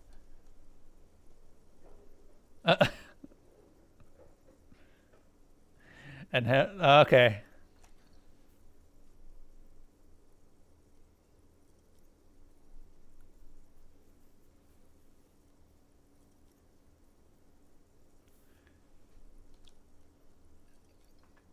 Everything has something to do with everything.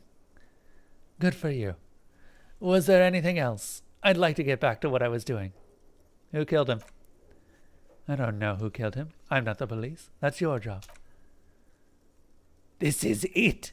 He said they hoisted him up on a tree. Who is this they if he doesn't know? Or, yeah, if he doesn't know. Before you said they hoisted him up on the tree, what did you mean by they? Oh, he's a bit surprised you caught that. People are saying it was the union dock workers, and that it was the lynching. Who exactly is saying that? The locals, customers, the people who eat here. A lot of dock workers eat here. Sylvie told me everyone knows the dock workers did it. Did the Debardiers... Oh. 10 o'clock. Did the Debardiers themselves tell her this? Or is it a rumor? I don't really know. You'll have to ask her. Why would the dock workers lynch this man? I would suppose it's because they have nothing better to do. You mean the strike? Yes, the strike. He makes little quotation marks with his fingers. The man they hanged was a security guard for the harbor company, I hear. A mercenary. The unionistas probably thought they'd send a message. I mean, I'm not going to ask if he killed them.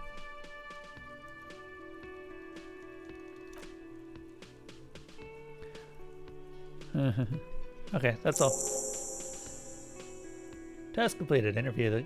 Okay, let's go. Not so fast. He points to you. You owe me 130 real.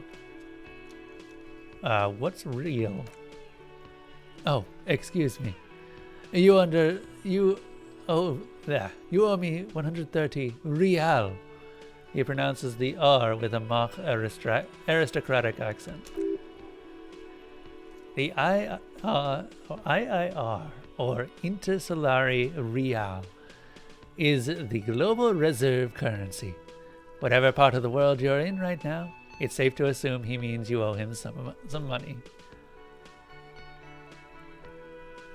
Oh, I understand. You mean I owe money. Wow, you're a genius. That's right. Money.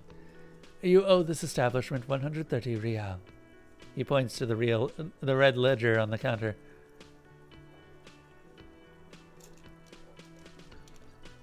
But what exactly is money? What are you, a philosopher? Since I woke up, I have trouble remembering even the basic concept of reality. Money is what grown-up people use to pay for things. Things like hostel rooms, or... He peeks into the ledger. Or 8 bottles of potent blend and 9 packs of Royal Extra. We use it for everything, really.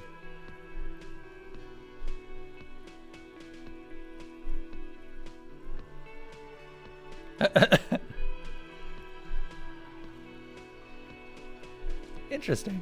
Why do I need it? For survival, to pay me. Unless you want to become a hobo. And you want to become a hobo? There's nowhere else in Martinez. It's a cold spring outside. Money doesn't make you happy, but it lets you be unhappy for a while longer. If you run out of money, you die. It's like that for all of us. Me too. That's why I need you to pay me. He stops and says, mostly to himself, I'm not an asshole. Interesting. Where do I get it from? Are you serious? From your work? I don't know. You can take bribes, I guess. He looks at Kim. I'm sorry, I don't think cops take bribes. Some do take recompense. The lieutenant is dead serious. But only to survive.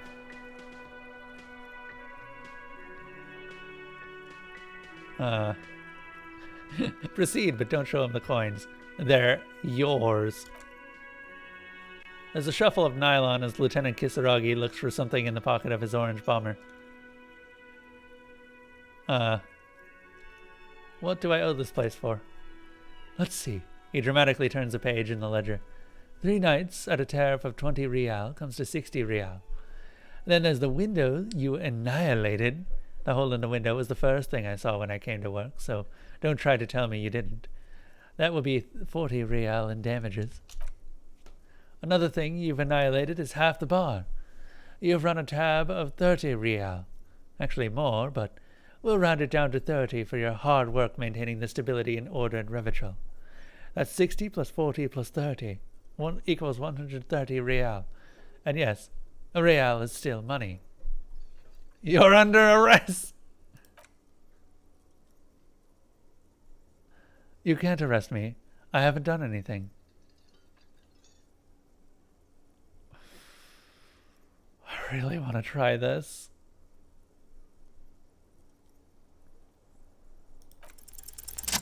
Yeah, we did it! Did someone order a vague, farcical reading of the law? More than one pops into your head. I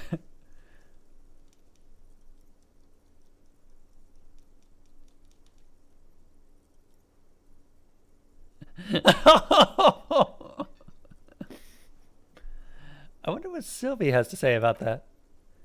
Are you trying to frighten me now? He turns to the lieutenant. What is this?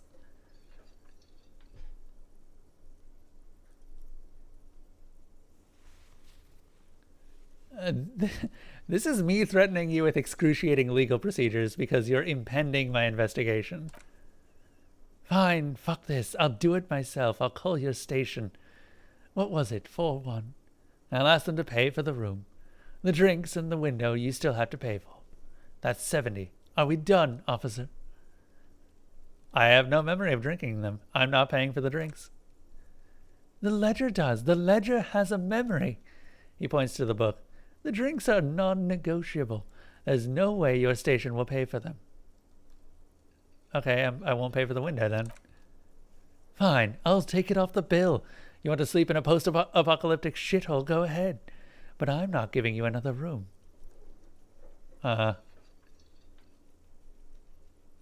Cool. No, not cool. You still owe me 30 for the drinks. If you don't have it by tonight, I'm not letting you back up there. He points upstairs. That's enough now, sir. Good day.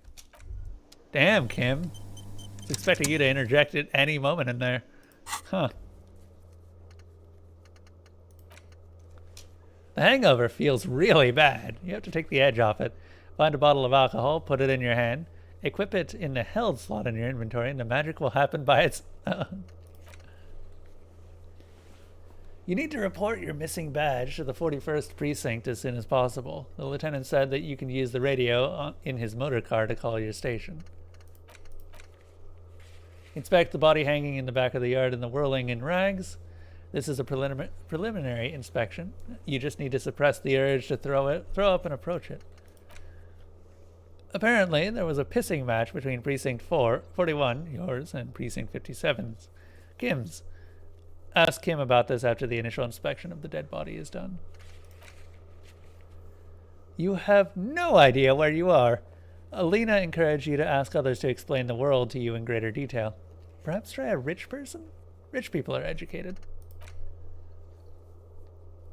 I should read this at the beginning of each stream, actually. Just go through every current objective. That might be a good idea. Someone reported the hanging from RCMs. Huh. Call Sylvie using Kim's shortwave and ask who made the call. You need to pay for the damages you caused in whirling in rags, or you won't have a place to stay tonight. Ask around for money and be careful with your spending. If you're unsure how much you owe, ask Gart. Huh. The menu has been wiped clean. Only the word Monday is written on it.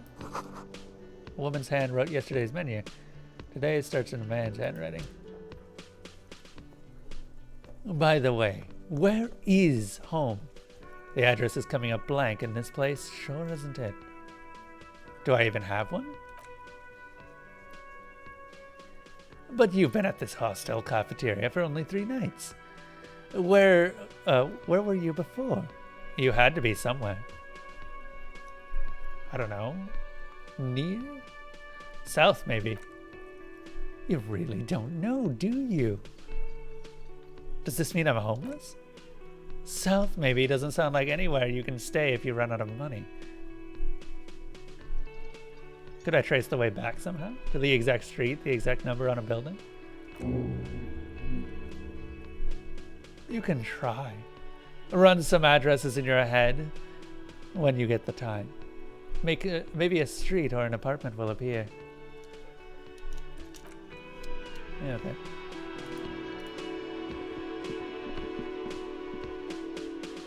Hey, Kim? Got some question. Maybe I don't. Wait. Yes?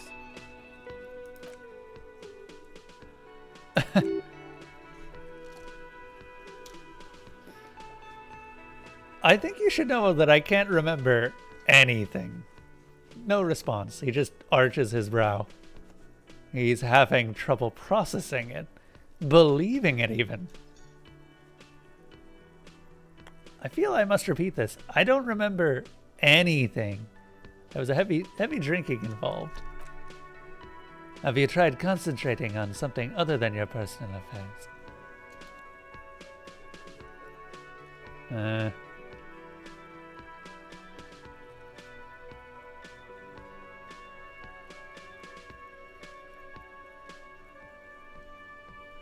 But I'm completely lacking in basic information about even this organization we're in. Can you help me? Fine. We should get through this day first. Off hours begin at 2100. If you're still having trouble then, I can give you an orientation. What should I concentrate on? Try work. The case at hand. It can work miracles.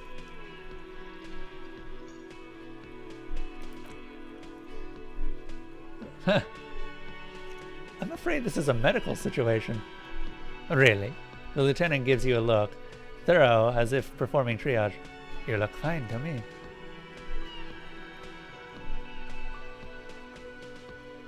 I'm talking serious, unbelievable damage here. I saw myself in the mirror and had no idea who I was.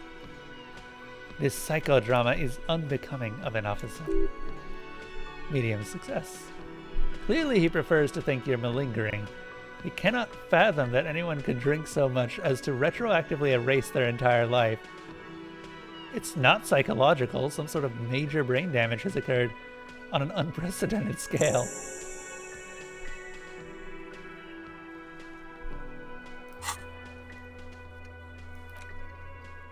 Kim can answer any lingering questions you have. Join him on the Whirling in Rags balcony after 2200 when you're calling it a day. Kim suggests you call the station Lazarus in order to sort out your health issues. You can use his motor carriage to make the call, although you don't feel hopeful. You should consider seeking medical attention. You can use the radio in my kinema to call your station's Lazarus. Was there anything else you wanted? Nope. Okay, that's everything. Let's go.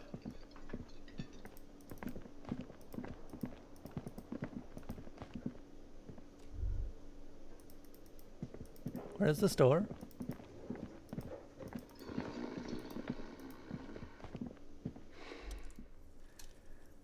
The man is sleeping on the table, wearing mud-caked boots and rolled-down overalls. The back of his shirt reads, Wild Pines, encircled by a logo with a tree. A colorful piece of plastic is dangling from his carabiner. Makes your fingers itch.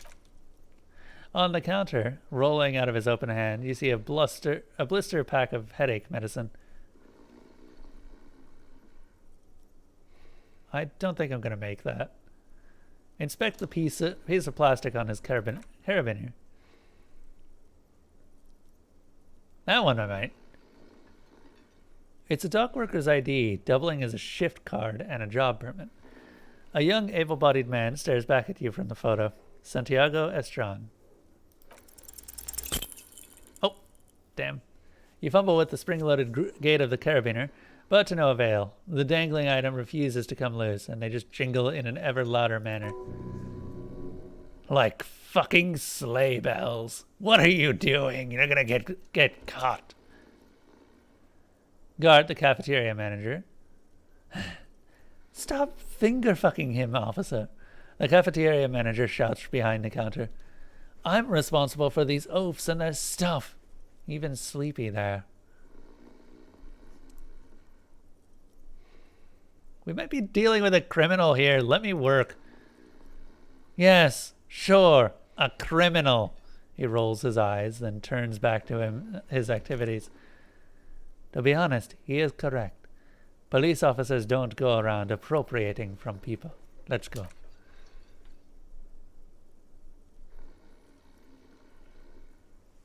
It was just an idea. Come on. Relax, everyone. It didn't turn out well. Doesn't mean it was a bad idea. Whether you shouldn't appropriate his stuff.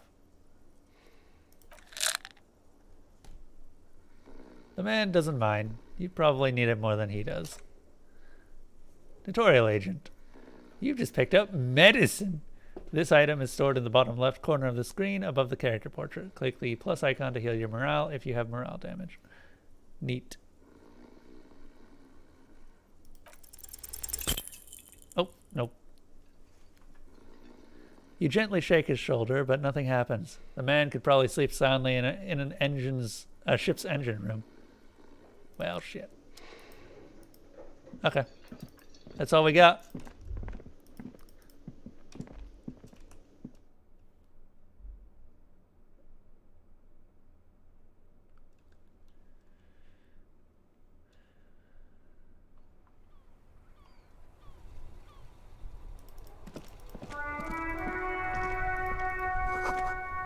Heap of snow melts in the wheelbarrow.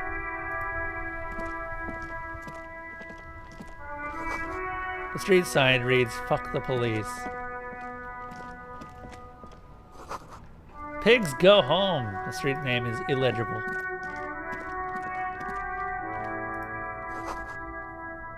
Goods from the lorry haphazardly litter the ground.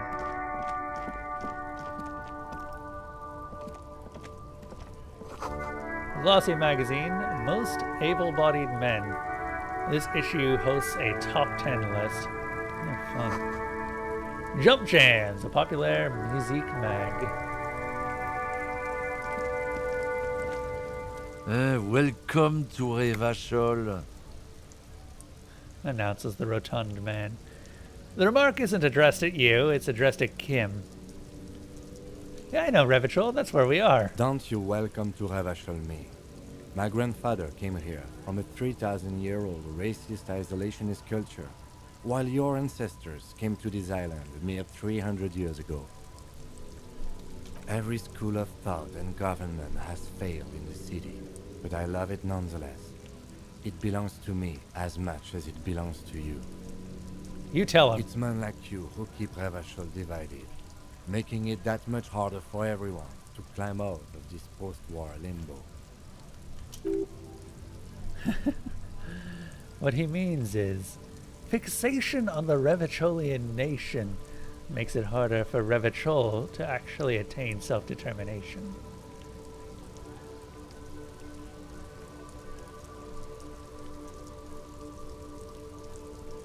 Huh. Limbo? What's going on here? Oh, come on, man. I just said welcome to Revachol. It's a lorry driver thing. I know exactly what you meant. You think my kind doesn't belong here, that I should watch myself and behave. But you see, I'm an officer of the RCN. It's actually my job to make sure you behave. I would advise you to remember that. Silence. The air between them becomes tense. Your partner needs backup. Now's your time to shine.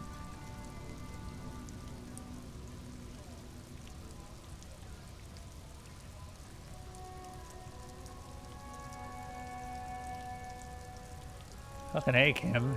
I've got your back. You two make a cute couple. You know that? The lieutenant exhales and resumes his regular calmness. Now that that's settled, we have a couple questions. Whatever you say, officers. He waits impassively, cigarette smoldering between his fingers. He smells of heavy motor oils, and his breath of high tar content cigarettes, probably Astra Whites. What was that argument all about? It's about a biological determinism, natural law, and the sorting of the races. He spits on the ground. Not the most popular topic nowadays, with the coalition in charge and all. You might want to change the topic. That is, bury your head under the sand like common sheep. Huh.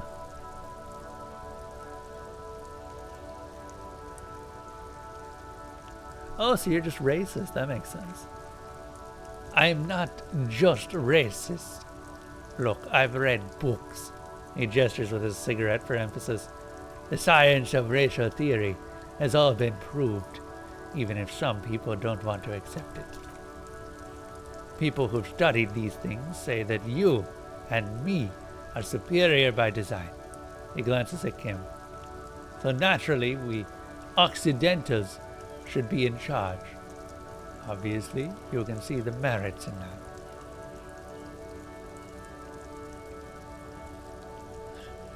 Yes, I can really tell you're a prime example of superior design. Open your eyes. Haven't you noticed something different lately? An unfortunate downturn, perhaps? When members of the superior race cease to believe in their innate superiority, they stop competing for resources. Yeah, what's the problem with that? The problem. The damn Kips are showing a real good game lately, along with the mosquitoes. He throws a sharp glance at Lieutenant Kitsuragi and the other intruder species too. They're on the precipice of cultural victory. Cultural victory? What is this then? Wait, what's this cultural victory? It's what the Kips of Boogie Street are going for. Right under our noses. And the others too, on the radio. Heard any chansons lately? Heard any motetos or later? No. Dominating culture is how they plan to win. They said so themselves. Uh-huh. It's true. He pushes on. Also, you need to realize the dangers of mixing races.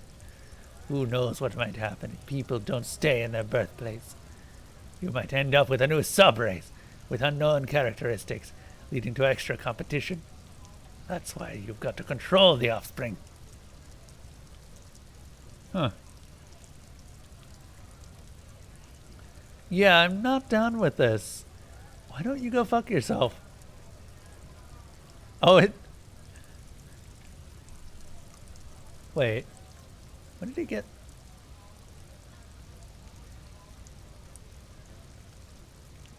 Yeah, no, his name is Racist Lorry Driver. I just noticed that. Don't push your luck, runt. The man gives you a disgusted look, then turns his attention elsewhere, ignoring your presence.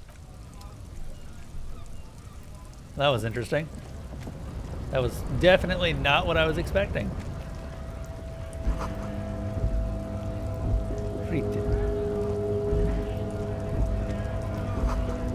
Three T's. How idiomatic. What the hell is going on here?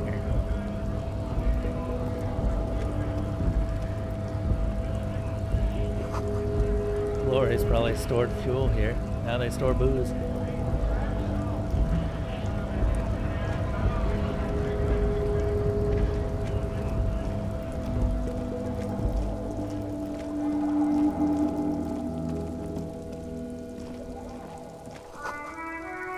Closed for the winter. Please use the main entrance.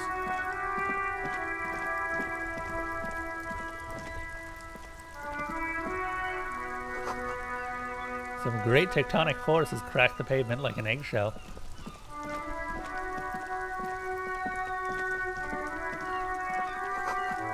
There are bottles inside. You could pick them up if you had a bag. That's good to know. Rue de Saint-Gislain SP.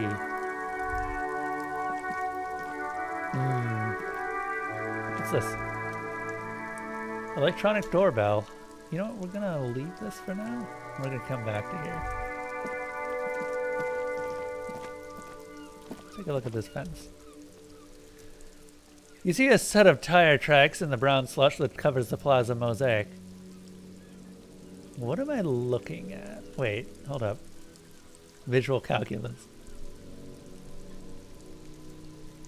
Reconstruct the movement. The tire tracks were left here by an unknown event that took place some days ago. It's a message written in the language of burnt rubber. Some of that rubber's stuck in tiles right in front of the whirling in rags. This is point A. The driver started here. And then accelerated straight into the fence. Left a hole big enough for the Franco-Nigerian cavalry, according to the cafeteria manager. What happened next? The driver proceeded to back out of the courtyard, barely stopping before hitting the adjacent building.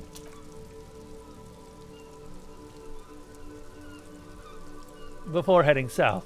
Must have been in a hurry. Is it connected to the case? I'm not sure. There are plenty of traffic accidents waiting to happen in Martinez. With the jam right here on the roundabout, I would keep them separate. You could follow the tracks south. There seems to be a... Sorry, I haven't given visual calculus a name. Or not a name, a voice. You could follow the tracks south. There seems to be a canal there. See where they went, if you find the time. So a car drove through this fence. You are correct. This is a rather motor carriage friendly city. Okay. Just saying that out loud.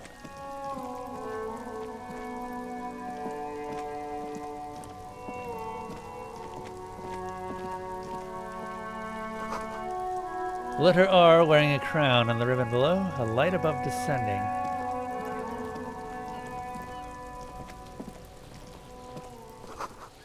This is the logo of the municipality of Revachol.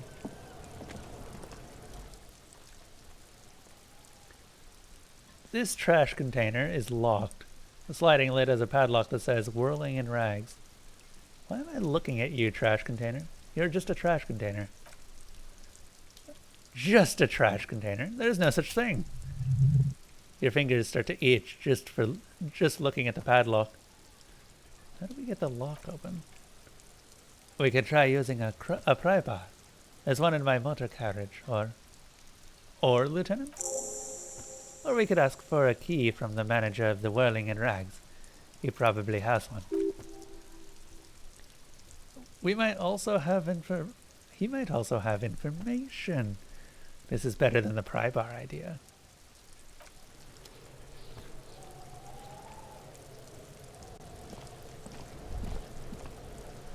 Kuno's got this! The boy throwing rocks at the dead body can't be older than 12. If there was ever such a thing as an ugly kid, then this is it. He's almost exquisite in his ugliness, like a gremlin. Oh yeah, Nabakumpi Kuno. Napakumpi? Hey kid, a word. Police business. Right in the dick, Kuno. Get him right in the dick. Kuno S. Huh. Love it in the dick!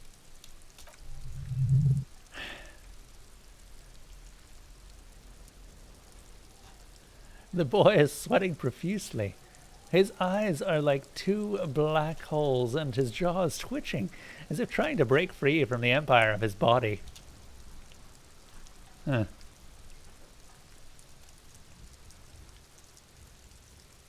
Stop using slurs at my crime scene. That's not how we do it. Can't talk, pig! She's coming up strong! Throwing rocks! Shit coming up strong. That sounds good. Joyous. You should hang out with this kid and see what that juicy shit is all about.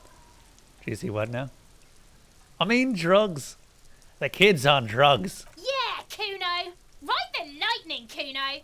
Oh my god. Kuno's riding this, see?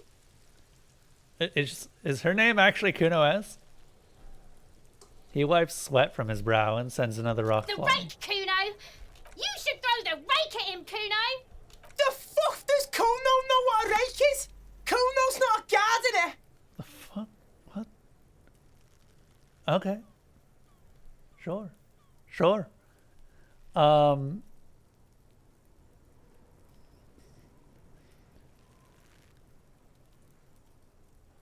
we want to hang out with the kid?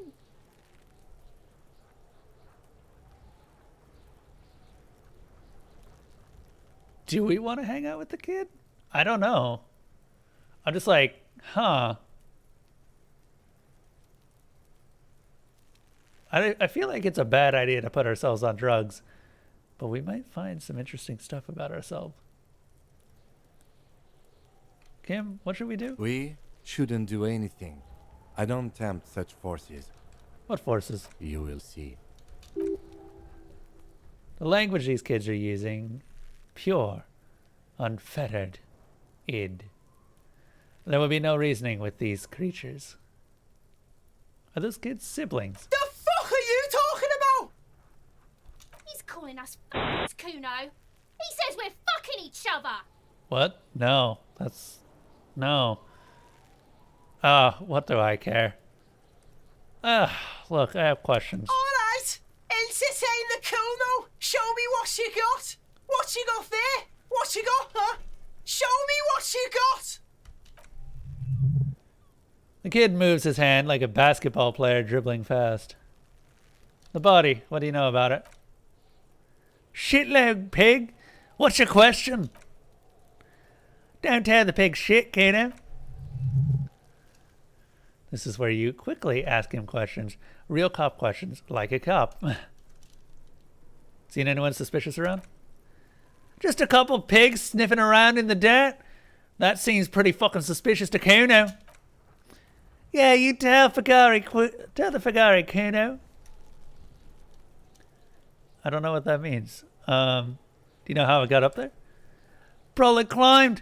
Kuno was busy down the road when that shit went down. He didn't see it happening. You heard Kuno. Kuno wasn't even in Martinez. Kuno wasn't in Revachol. He puffs himself up. Kuno wasn't regional. Oh, okay. Well, where did you go then? I don't know. Some fucking... He looks around, trying to come up with something. Mesk, or I don't know. Some other place. Night City. Kuno was in fucking Night City.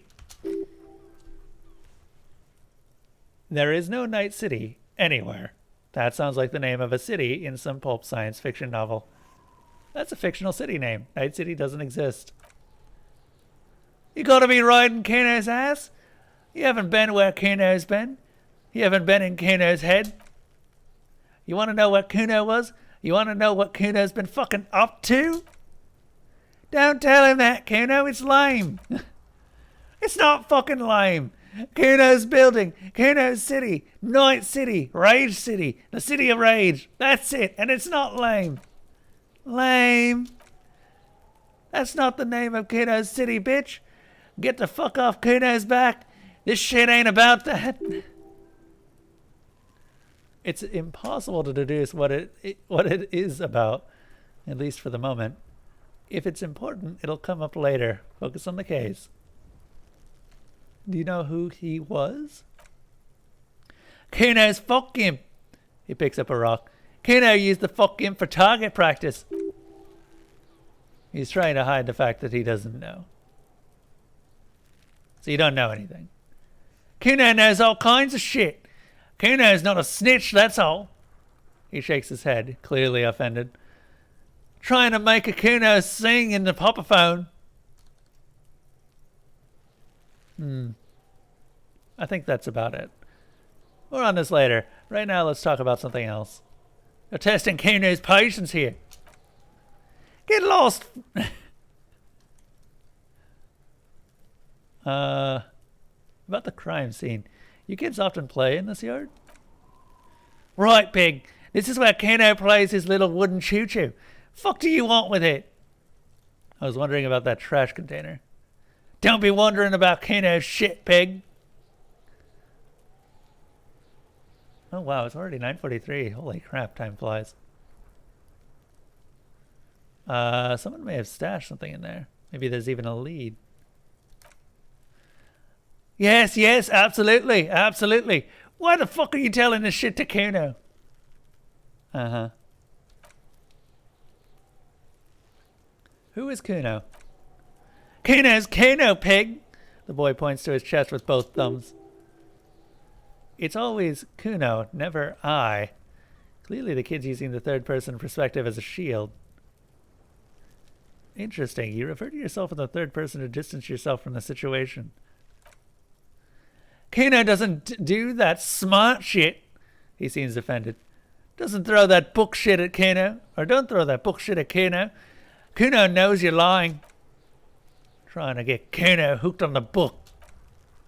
Watch out, Kuno. He's trying to fiddle you. He's going to put his hands on you.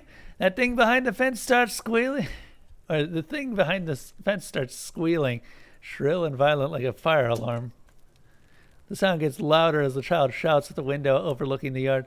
Help! Help! Pig's got Kuno! Help! Rape! Help! The boy joins in. He's got Kuno! Help! Everyone can hear. You need to get the hell out of here before... Yep. Yeah, get out of here before Kuno beats the shit out of you. Yeah, that's right. Drag your fat ass out of here, fat boy, before Kuno fucks you. Bang! Got fucked by Kuno. You hear him say as you walk away. We all right? You want to get fucked again? Come back. Right.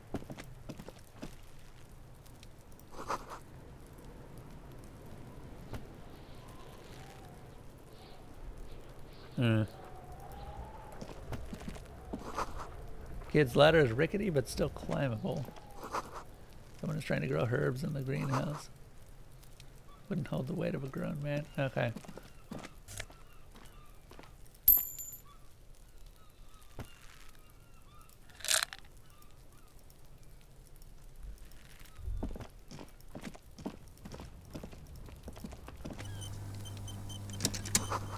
The winch mechanism has been oxidizing for years. What's this?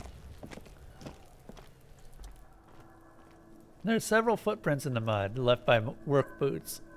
Anywhere from 6 to 12 pairs have walked here. Ah, fuck.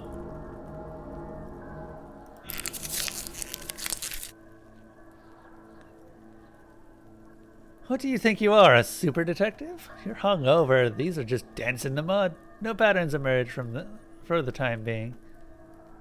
What kind of boots? Heavy workers' boots with reinforced toes and hobnails all over the yard. Isn't this something of an industrial worker would wear?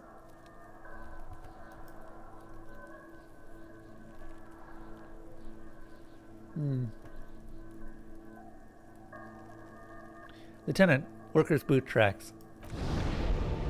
Hey, Kegel, you guys are always rating me just as I'm about to end. We have 10 minutes. We have 10 minutes. But hello, everyone from Kegel's stream. Hello, Clina Dev, Cool Eagle. I assume Bashir's here and Sniper Guy, maybe. Hello, peoples.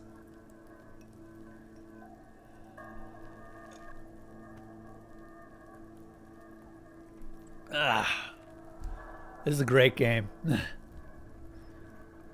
Like, the time has passed so fast.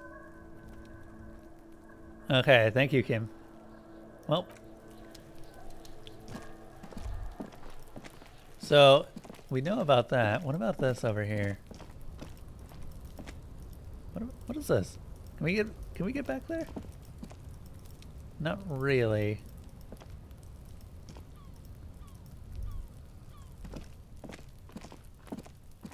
Would we have to go around the other way? Man, you guys just missed me swearing in a very loud child voice. 58. An inconspicuous pile of roofing material. Eternite. What is this? It's nothing. Someone just left some roofing material slanted against an old shack. Glad you asked. When junior researcher Alari Tall invented Eternite in the Varna Polytechnic Institute some 30-odd years ago, he thought it would last forever, hence the name Eternite. Sadly, the only lasting thing turned out to be the material's highly carcinogenic effect. You mean we can get high off of it? Oh. That's what carcinogenic means, right? Also, holy crap, Kegel, how many people did you raid me with? I could go a bit longer with that many people. Hello, everyone! Just a humble 19. Dude, that is more than I see on most of my days.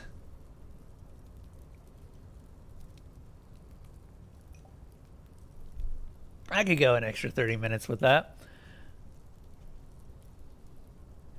Also, seriously, this game is great. Everyone who hasn't seen this game, this is Disco Elysium. I've already been enjoying this immensely. Mostly giving like voices to the voices in my head has been fun. Encyclopedia is my best friend. I like Encyclopedia the most. Let's take a look. Why am I looking at this pile of roofing material? Ah, fuck. Wasn't a critical failure, though. Because it's nice and orderly. Well-laid palette. Easy on the eyes. Rhythmic pattern calms your mind. Mammals like this stuff. Huh. Well, we can't really do anything there, so... We failed every check that we could fail out here. Can we try and take the body? The corpse looks at you with bulging white eyes. The face around them does not look human. It's swollen and ready to burst. His lips are fish-like and his tongue like a ball gag in his mouth. You seem to be holding your breath. Look down. A cargo belt twists his neck at an unusual angle. The body below appears stiff. It's letting out an ungodly rot. The smell seeps in even through your clenched nostrils. Nope. Nope. God, what is that? Why is it so bad? Active decay. The lieutenant raises a white piece of linen to his nose. It's okay to throw up, officer. No one is judging. He's about to blow! The cop's gonna blow, Kuno! Uh-huh. I'm not letting these kids get to me, goddammit. That being said, I'm going to go back in, and we are going to see if we can get...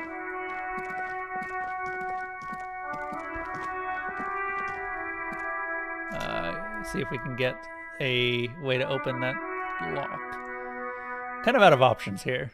We failed a lot of checks.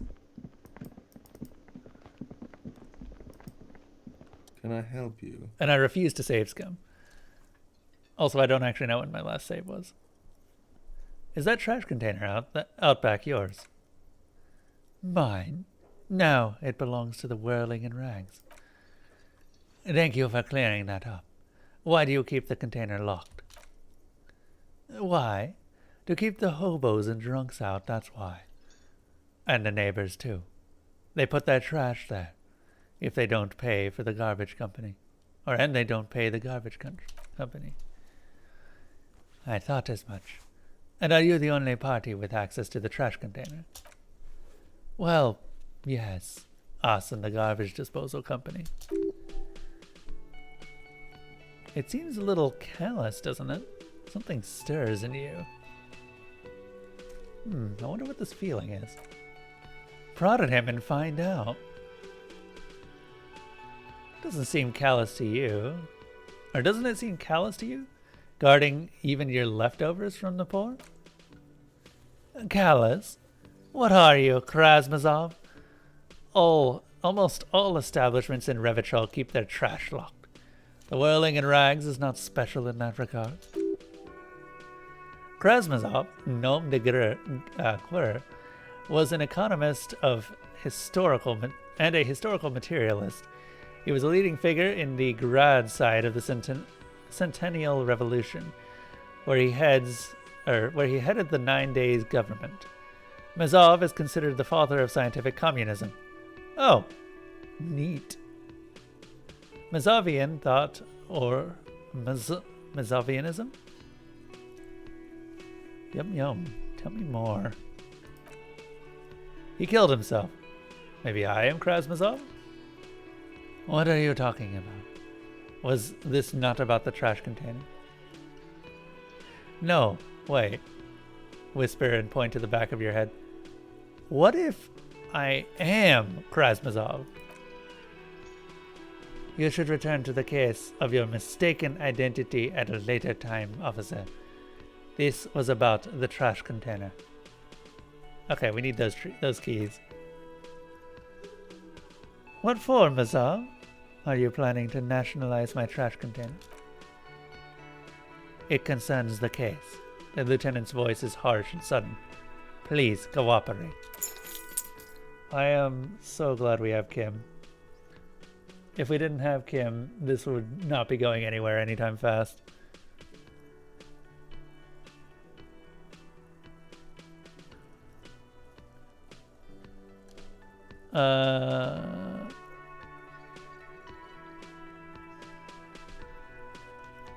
I've seen something here at the Whirling Cart. A thing I need to talk about. He rolls his eyes. What thing? I saw a sign that said mess hall is reserved for the Union. Yes. Not the whole damn Union, thank God. Just the nastiest and the loudest faction. He tosses his head in disdain. They come here in the evenings. Dumb, unruly types.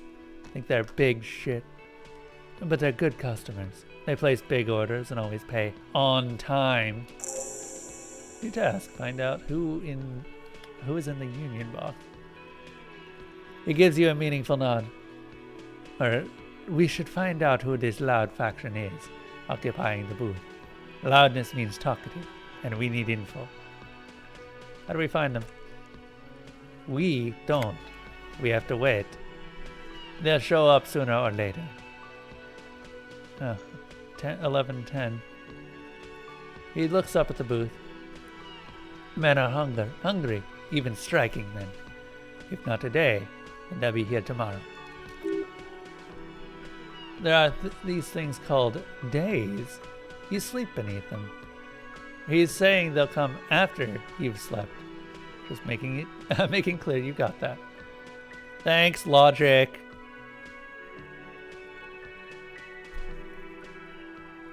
Logic is great. Logic helps me survive. Guard, I saw a sign that said I couldn't get into the kitchen. Why can't I go in the kitchen? What are you, a cook now? That's none of your business. Maybe I am a cook. You're not. You're a menace. He gets a hold of himself. Okay, fine. Okay, the kitchen is closed until 1300 because the real cook is working. You can snoop around after that, if you must. There's something else I wanted to ask about. What? By the way, you should come back to this thing-based questionnaire if you see anything interesting in the Whirling later.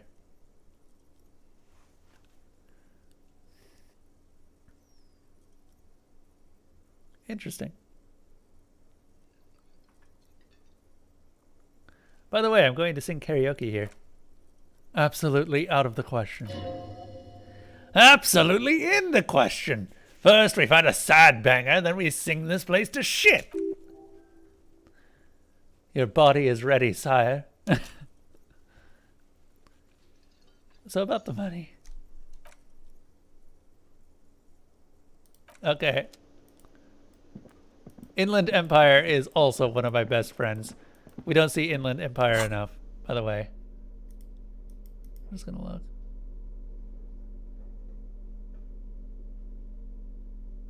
Physique, motorics, and intellect.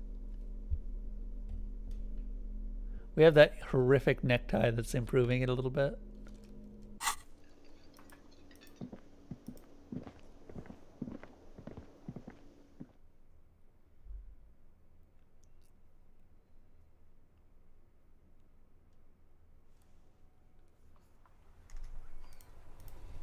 Also, I just realized.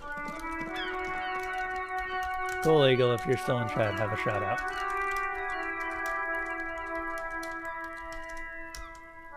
I completely forgot. Yes, you were playing Divinity Original Sin 2, a game that was played on here.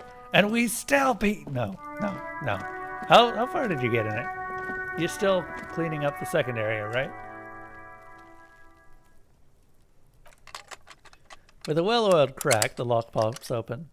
It should not be possible to simply raise the lid. Don't! Maybe you shouldn't. What's this? Just a feeling.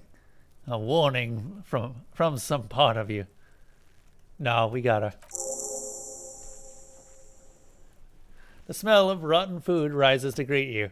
You see soggy cartons, dirty rags, and organic waste. We're just in time. The lieutenant peers in.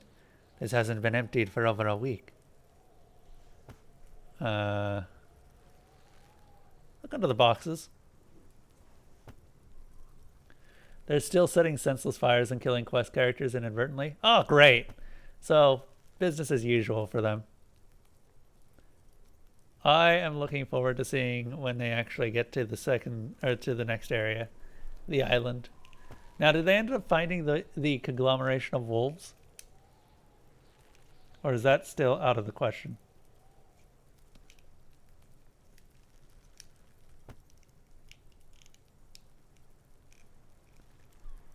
You see milk, an egg rest with one broken egg in it, some pasta wrappers, picking up some soggy packages somehow feels familiar. You've done this before. The movements are recorded in your elbows, the methodology in your fingers. You're used to this. Used to what? Dumpster diving? No, searching for evidence in trash. A box falls into pieces in your hands. Petit Soleil cereal. There are plastic pasta packages below and turbo noodles. Nothing of note, however. Pick at the rags. Among the threadbare package towels, something catches your eye. A pair of denim trousers? Grab them. As the legs of the slime-covered dreams begin to unspool from the garbage, a rank corpse smell fills the air. The victim's clothes. The lieutenant smells them. Cadaverine odor is faint. If these belong to the deceased, they were removed when he was still in the early stages of decay. The lieutenant produces a black plastic bag marked evidence from his pocket.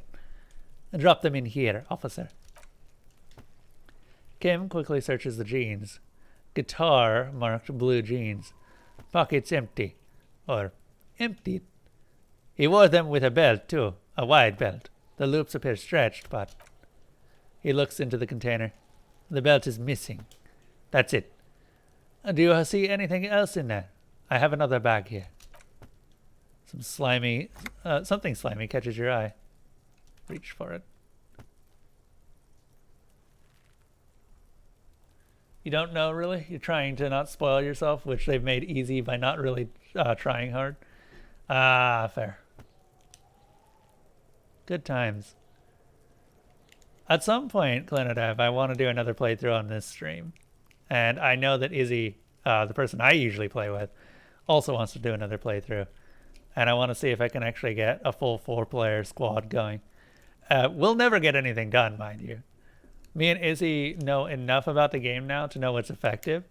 But there's combinations that we haven't seen, which is why we want to see more of it.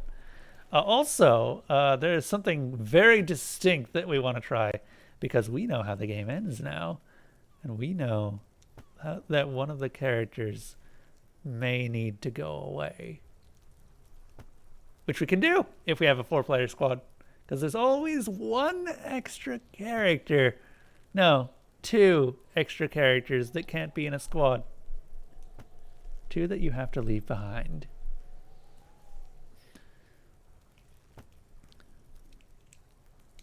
A drab long-sleeved shirt, olive-colored, appears from the food waste dripping with pus. Ew. This is a military-type overgarment. No label or serial number. This is the kind of rib-knit shirt that's worn over light armor to conceal it in urban scenario. He nods to himself. Anything more? The rest of the rags are just kitchen variety waste. A yellow old mug that catches your eye, but other than that, a thrown-out towel or mug, that's all. All right. We should go to Gart again and ask if he knows who put the clothes in the trash. It could be as simple as someone from the hostel cleaning the yard, or that someone, or that one. He nods towards the red-haired boy behind him. I'd advise against confronting that force. Yeah, no, I learned the lesson the first time. I'm not talking to the kid. Then I see why Kim avoids them.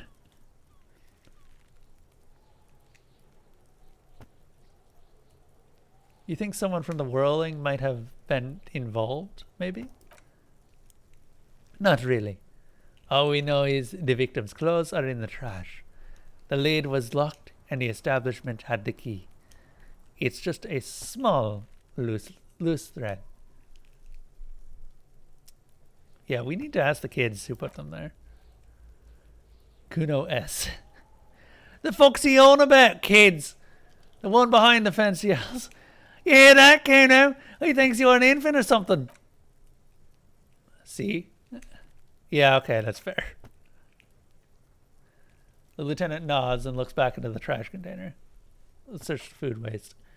It's just organic waste, cold and slimy on your hands. Apple and potato peels mostly, unidentifiable sludge, and the occasional chicken bone thrown in for good measure. But, hey, what's this? What is it? A blue piece of plastic sticks out from the apple peels. It's shiny. Looks like the corner of something. Something larger. A clipboard. A blue plastic clipboard with moist papers hanging from it. They look badly damaged, but you can still make out forms and notes written in a man's handwriting. Officer, is that your paperwork?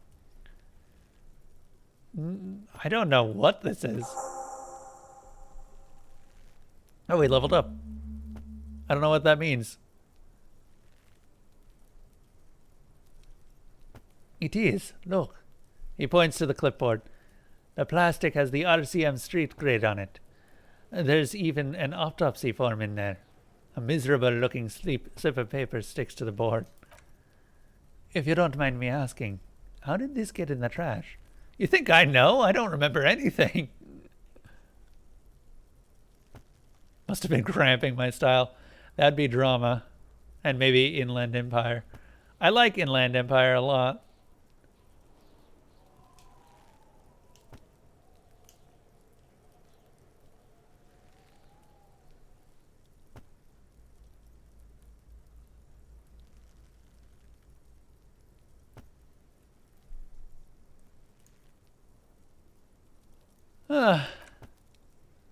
Officer, this is an official piece of paperwork. It probably contains notes on numerous ongoing investigations and could even list undercover operatives. Informants. I suggest integrating it into your style for all our sakes. Hey, that's a new voice. Easier said than done. How could this pathetic cabbage of copy paper and plastic ever become tres disco? Challenge accepted. That should be on the lookout for stylistic elements that elevate this cabbage to heights unforeseeable. All right, seems like a good idea. Right after the garbage, of course. Good choice. Soggy carton and some kind of food sludge welcome you back invitingly. Oh, God. Officer, the lieutenant adds, this is sensitive information. You need to take this seriously. It sounds like an order. I don't take those, man. I see. Yes. You're what we call a badass, aren't you? He makes little quotations around the words, indicating he is unsure of its actual badassery. Wow. Went off script there, getting your ass handed to you. You shouldn't go pick fights if your rhetorical faculties haven't suggested it. Thanks, rhetoric. Tell me, does your badass see more in there, or are we done here? The lieutenant peers into the trash. Read the ledger and name the case. Soggy cartons and rags look back at him. Oh, yes. And it would also be appropriate to start taking notes on the case. It's what cops do. Some items, such as the ledger you found, are interactable. Go to your inventory, find the Interact tab, and read your paperwork. The mug. I'm getting that mug, too. You pick out a broken mug with an oddly racist depiction of the yellow man frolicking in saffron. An antique? Only in its social sensibilities. Let's take it. Mm-hmm. The man briefly glances at the mug, then returns his sight to the trash. That's one off the list. The lieutenant sounds relieved. I think we got it all. Open the lid again. Close the lid. Yes. Okay, what is this about? Oh, that's a lot of voices. These are all voices in my head. Look, Encyclopedia, you've been my best friend, so I really want to increase you.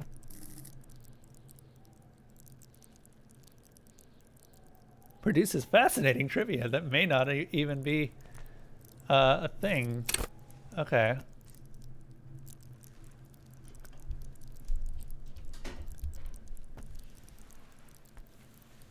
Oh, I see.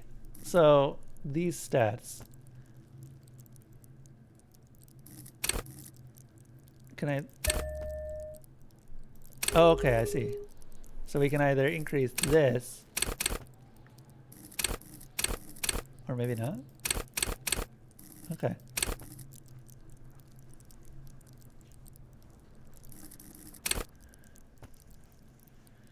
Visual calculus.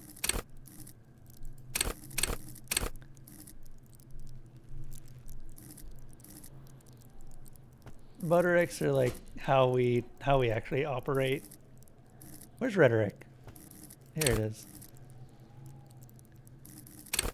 It's fascinating looking at each of these. Inland Empire is psyche. I like Inland Empire, but Inland Empire doesn't really like me, which explains why it hasn't shown up very often.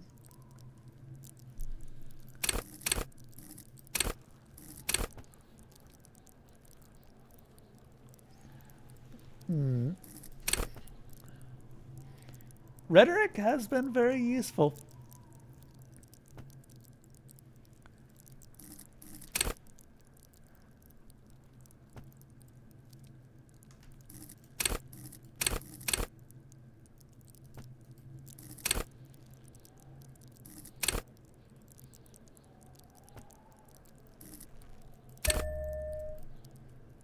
Yeah, that'll do.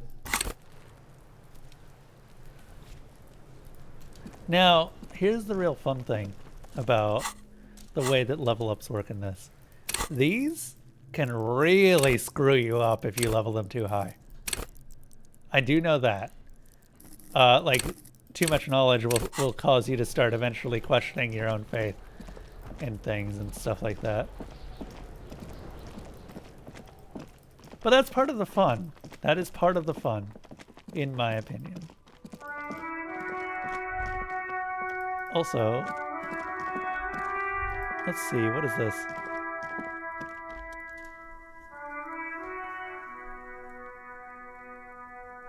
An old call box with a matrix of push buttons listing all of the companies in the East Delta Commerce Center.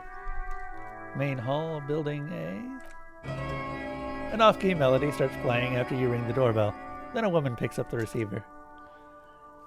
Kano, please stop calling me here. Grown-ups don't have time for your stupid games. That's Plaisance. Huh. She thinks you're the gremlin child. What would he say to this?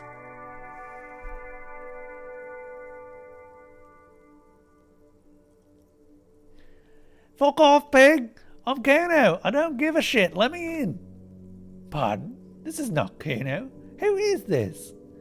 Please just stop calling here. I don't have time to deal with this. Thank you. Huh. Well, that didn't go well.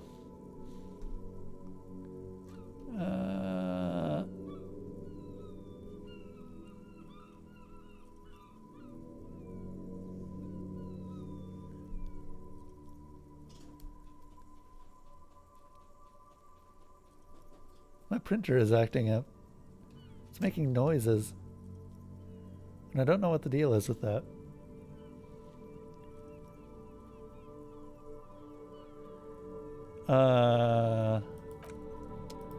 Yeah, let's actually not do anything with that until we know who we're calling.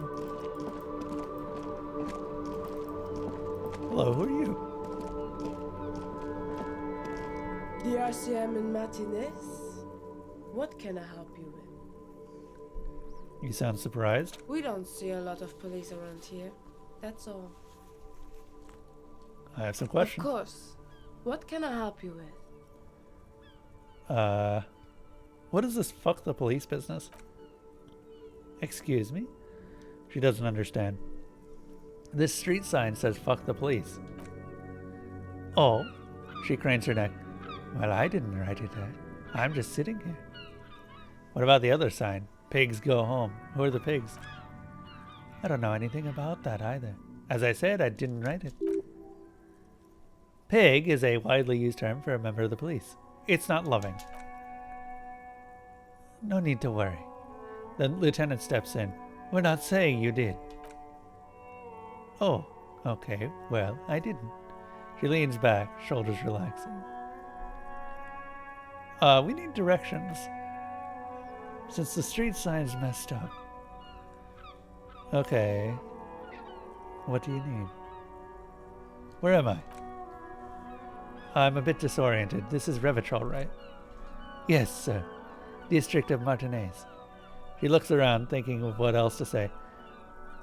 What's up? What's up, APOC? What's going on? How's it going? What?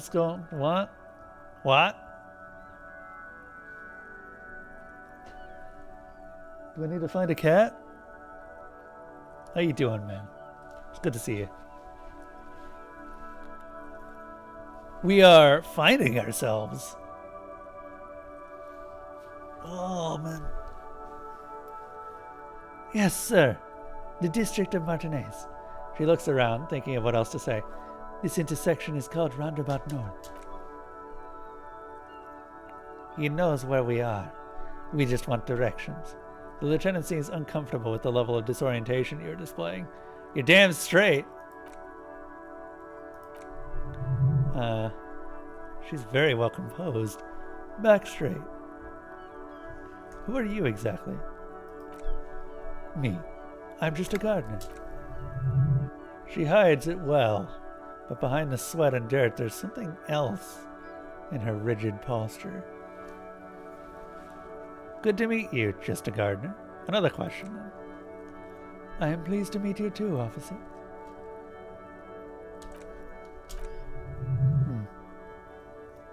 I have to run. Of course. I won't hold you back. She wipes her brow with the canary yellow glove. If there's a corpse, then you're going to need those gloves for autopsy. One more thing. Can I borrow your gloves? Sure. Keep them. I have another pair. She hands you the rubber gloves with no visible annoyance. Well, she's very nice.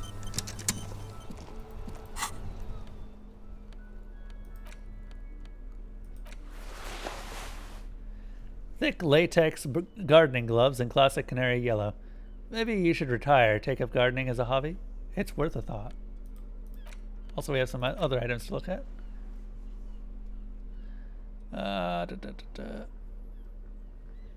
This is the ledger you found in the trash. It's full of notes written in the man's dense cursive. Have a closer look. Maybe it can be salvaged to start keeping notes on for the case. This broken-eared mug seems to have made its way into the whirling in rags dumpster. It depicts a person of Sumerian descent frolicking in the fields of saffron flowers, buck-toothed and grinning feeble-mindedly. It seems to be a cheap knockoff of some colonial-era antique. How do I interact with it?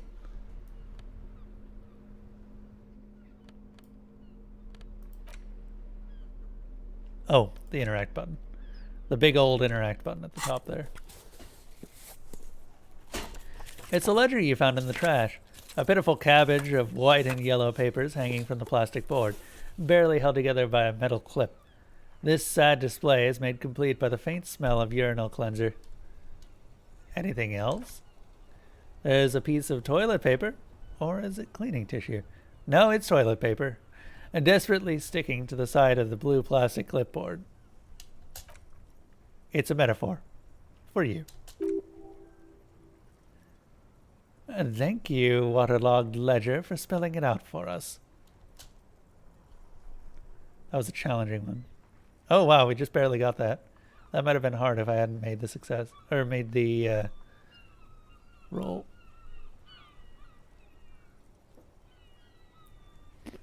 Let's see.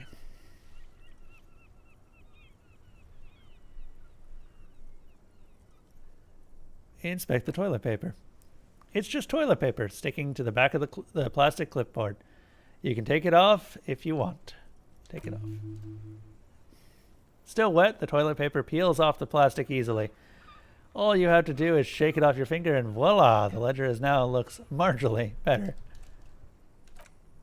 The aluminum block runs the width of the board, biting down on the paperwork. Its crocodile teeth are the only thing keeping the paper together. A regular pencil, the tip worn down to nothing, has been attached to the clip. Run your finger across the aluminum. The surface is interrupted by a silvery sticker. It's rectangular, sparkling with iridescence. You don't know why you didn't notice it before. You watched Squad Car play this stream or two? The narrative is heckin' good. It's so good. I absolutely love reading through this. Usually I can tell how good writing is just because I have to stop less and less as I get more into it. And this definitely qualifies for that. The harder it is for something to get into, the harder it is, or the worse the writing usually is. Proof of point, go read Eye of Archon. Try and read it out loud. It's pretty awful. Don't actually read Eye of Archon, it's terrible.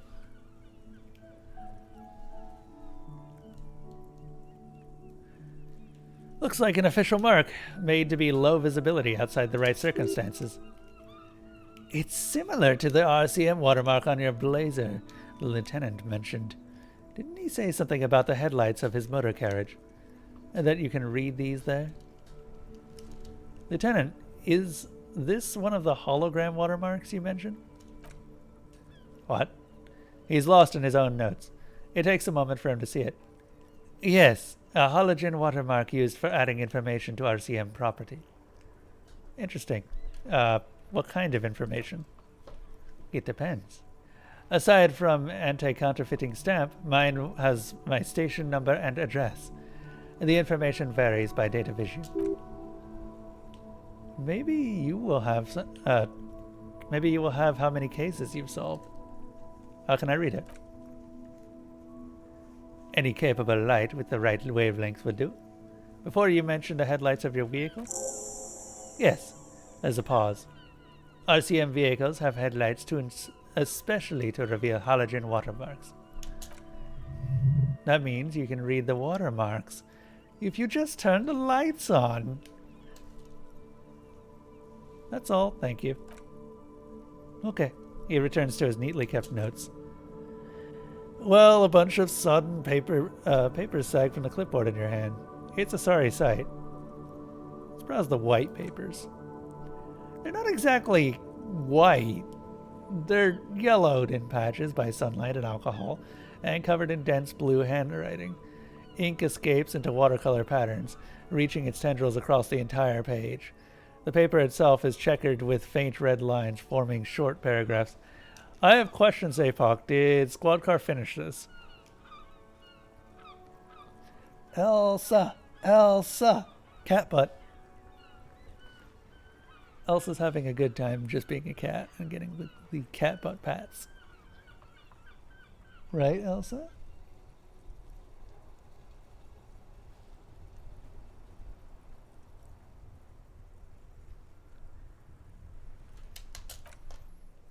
Once in a while, there's a red stamp that exclaims, "Case files, commit to paper." Case files themselves are plenty. You count more than 100 sodden, crumpled up, earmarked pages falling apart in your hands.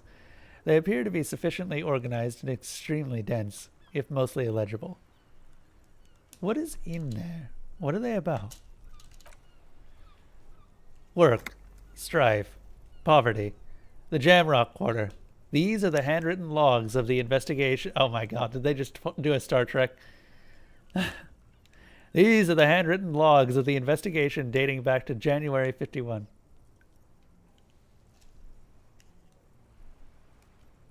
Currently also getting one shot. Oh, what are you playing? Well, I was asking if if Squad Car had managed to finish this.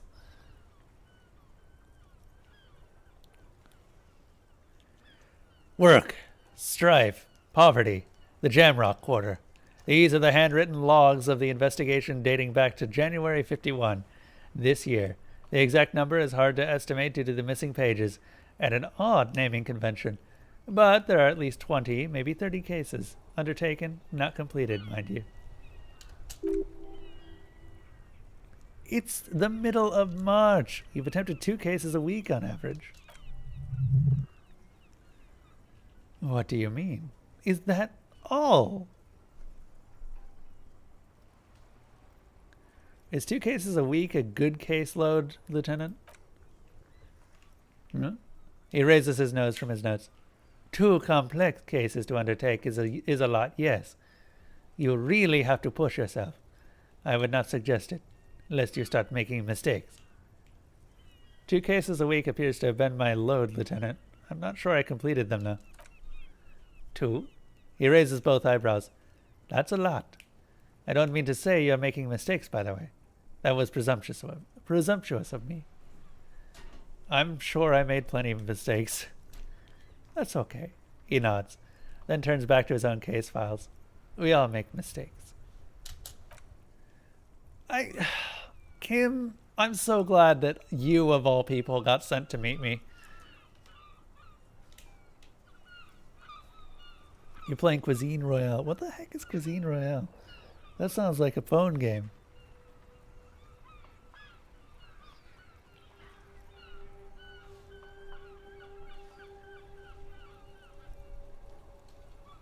Like a fan of gills, the checkered papers dry in your hands. The handwriting is extremely dense, if mostly illegible. There was mention of a naming convention here? Yes, it appears you employ a, shall we say, robust yet literary system. Each investigation has its case number written on the margins, yet, still more telling, most are accompanied by a name. A title, one might say even, one that draws inspiration from Snoop fiction and Vespertine cop show staples. Oh my. And they're written in capital letters, too. Yes, all caps. One is called The Next World Mural. Another, The Square Bullet Hole Murders. Another yet, The Unsolvable Case. Others appear more lighthearted. The Guys on a Couch in an Unexpected Location. And The Murder on the Hookah Parlor. Even the rare article-free Collapsing Tenement. Murder features prominently throughout. It's going to take an effort to piece these case files together, but it can be done. Later, once you're done inspecting them up close. Kim, my cases appear to employ some kind of naming convention. You mean the alphanumeric officer precinct time of arrival at the scene? No, I mean a non-numeric one with titles. Oh, you mean the titular? Yes, well, so do I. In our defense, almost everyone in the RCM does. Why is that? It's a holdover from the early days of the RCM, right after the revolution when the organization had little idea how to do things. It persists in an unofficial capacity. Officers use these titles to refer to their work amongst themselves. Cuisine Royale is for PC. If you like those kind of games, it's really fun. Its community isn't toxic yet, so you're enjoying it while it's shirting popularity in terms of royales. Oh, it's a battle royale. Okay. Yeah, not really a fan of them, to be honest. Never. The only one that I've actually tried is Apex, and I'm not good at them. I'm not good at shooters in a lot of cases. Or Tetris, as the case may be.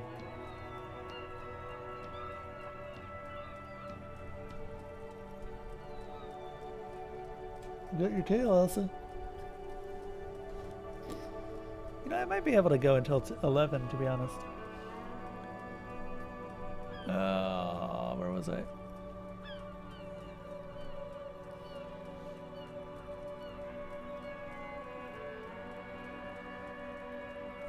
You just happen to like both RPGs and a few shooters. I like a few shooters, but they're kind of a hard sell for me.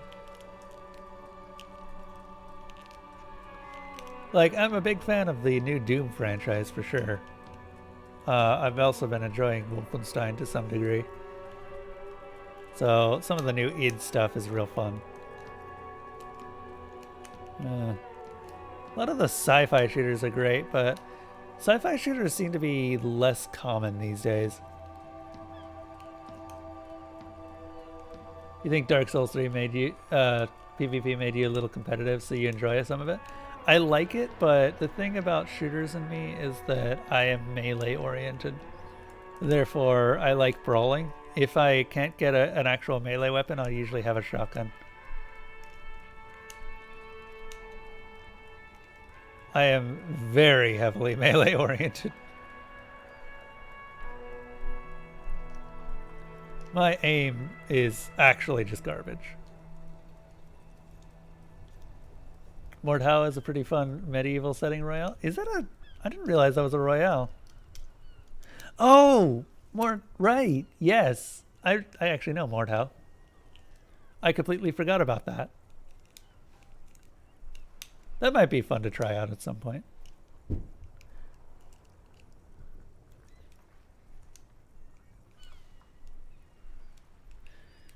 Me and PvP don't get along, but I've slowly been edging back into it. Like, recently I've been getting into MechWarrior Online. Well, with 300 hours, I wouldn't say it's getting into it anymore, but yeah. You know what I mean. I seem to have named a case the Square Bullet Hole Murders. Again, in your defense, it seems I seem to have named one. He peeks into his note. The man with the hole in his head. That was a real person. His death was real. Still, I named it that. To amuse myself. I thought I would have expected better from you, Kim. He smiles. I pray his loved ones never find out. What happened to him? Rare spike through the head. He died. It was a workplace accident. I count the pages. I have to open an official case. Is there room? There is, for precisely one more. 15 pages near the end remain untouched by the damage. The checkered grid forms a structure of passages, breaking the case into subtasks to accomplish. Once all tasks are accomplished, the case is complete. Thanks, logic. Sadly, the ledger only comes with an old, worn-down lead pencil. It's unfitting of this monumental event. Oh, that was conceptualization saying that. The ledger only comes with an old, worn-down lead pencil. It will do, barely, but... Kim, do you have a pen? The lieutenant looks at his blue notebook. 2 fat, shiny pens hang from the binder, like large caliber bullets on an ammo belt. He's not really saying anything, just standing there, looking at them. Can I have one? Know that I give this to you. He pulls one out of the loop with resentment. Wow, Kim. Don't worry, I'll give it back later. I just needed to start with this beauty. Commit to paper. The task you've completed flow out of the blue oblong pen in a brash, free hand, uncannily similar to the rest of the letters. The words come easily. It's almost robotically simple, a language developed from mental rigor and simplicity. Inspect victim's body. Interview the cafeteria manager. It's not exactly poetry, but poetry would be out of place. Cross out the ones you've already finished. A satisfying slash sounds across the paper. You're done, it seems to say. And you, and you.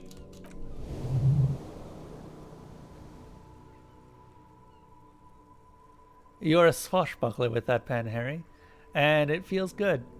Feels like completion. Things to be done and things already done. The composition of reality. This is an extremely useful tool for a detective of the citizens militia. Now all that remains is to name the case. Game is really pretty. Like, too pretty. Gotta have a decent card. Oh, okay. That's fair. You know what I want to play actually at some point is the new Mountain Blade. Because I played the shit out of the old Mountain Blade.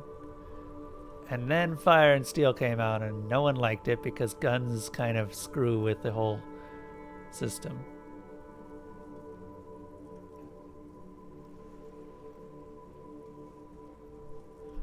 Lieutenant, have you by any chance named our case? No, actually. Any ideas?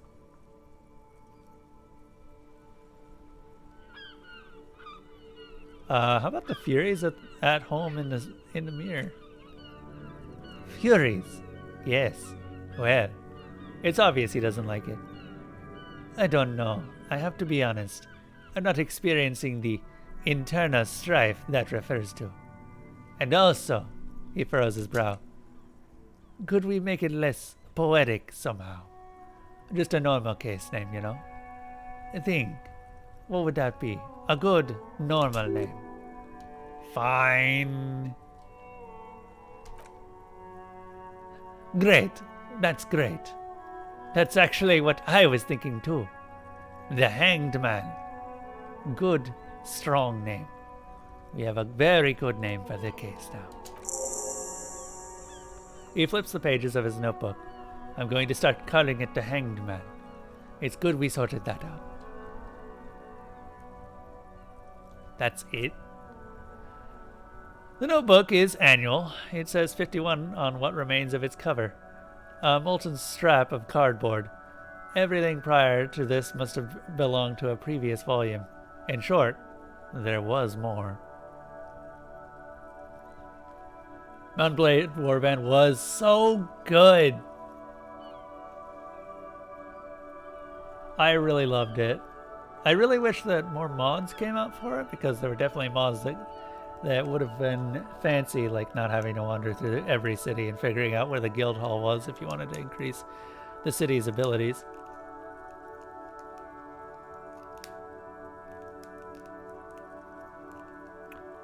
You love playing the hard way and starting the kingdom from scratch. Felt nice being a conqueror. Oh, believe me, I get that. At some point, my first character ended up starting out as as a vassal of the Khergit Khanate, and the number of times I got fed up because they'd end a war just as I was about to take a major city, and then I took the major city regardless, and then they threw the major city to someone else because they weren't just going to give it back. And I had pissed them off because I'd started a war. But they weren't ever going to vote me in anyway. So... Nah.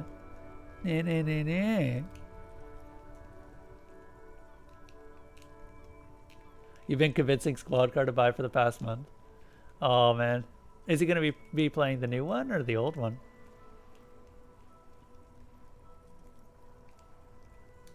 I do have distinct memories of sitting on top of a castle wall and just seeing a throwing axe thrown at the top of the castle wall and land in the skull of the man next to me, and just going, Jesus fucking Christ, this may be a bit too real. Or seeing a Rodok sharpshooter fire through an arrow slit into the castle.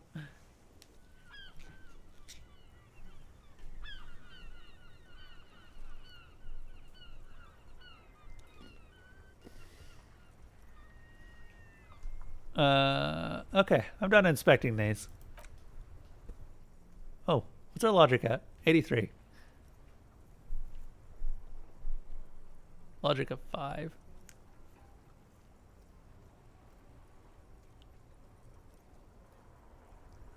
He's gonna get warband first. That's probably a good idea. Yeah, I'm actually curious. When you do get Bannerlord, let me know. I'm actually really curious how you like it, because, I mean, the Mountain Blades have always been kind of random as to which ones are good or not. And then, of course, there's mods. You know what I would love is a Mountain Blade set in, like a Mountain Blade style game, except it's Warhammer. Hey, Elsa, what you doing? Are you being a good girl? Aww.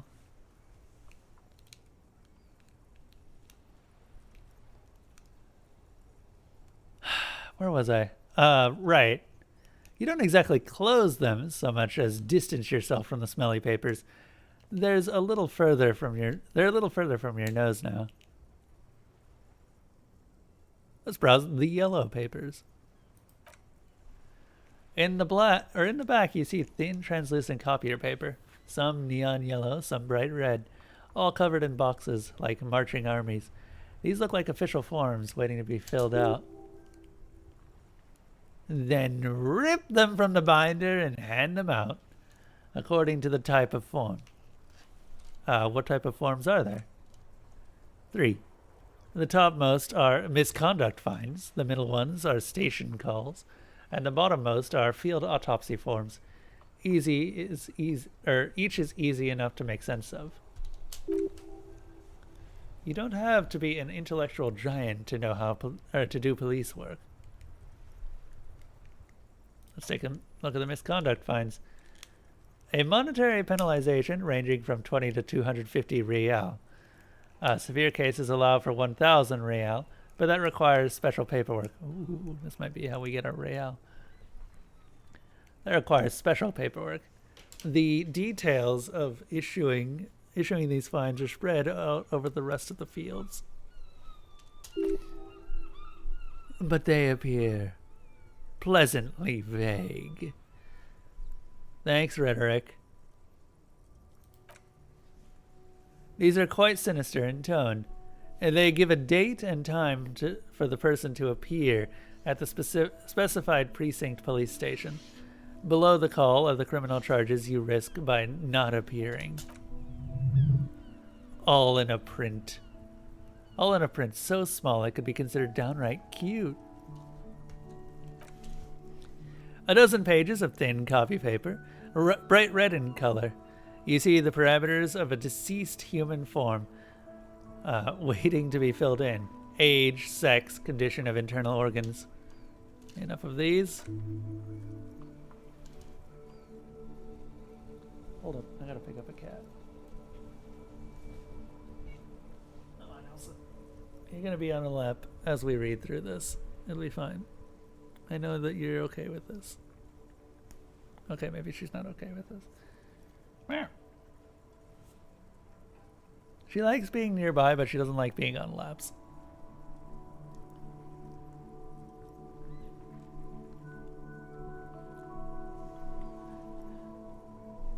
She also has started to learn that all she has to do to get my attention is meow at me as I take my headphones off.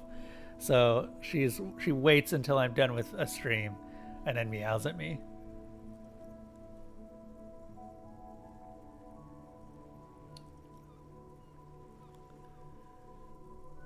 Yes, all that remains now is to fill those forms and hand them to people. Fines for wrongdoers, interview requests for bad guys, and field autopsies to dead guys. What delicious power hid within this pathetic mess. You feel better. The rest of the stinking cellulose is much worse for wear. Being sandwiched between the board and the rest of the paperwork must have spared the fragile copier paper.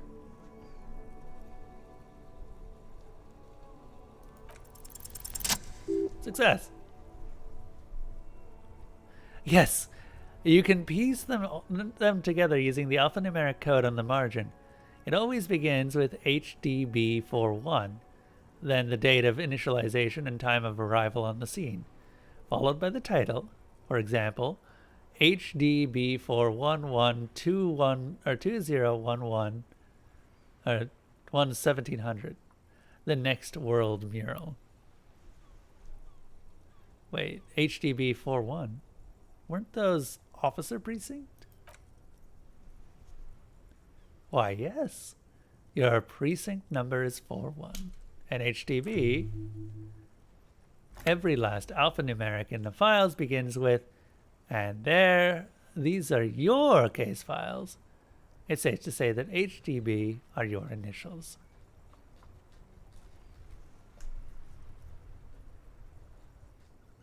These aren't my initials. I'm not feeling them. Feeling isn't really the jurisdiction we're in right now. How long does it take to read a case? Elsa's found her food. Takes about half an hour to piece one together, using the system you've devised. Where do you want to start? Oh man, there's a lot. The Next World mural, then. This one is relatively easy to construct.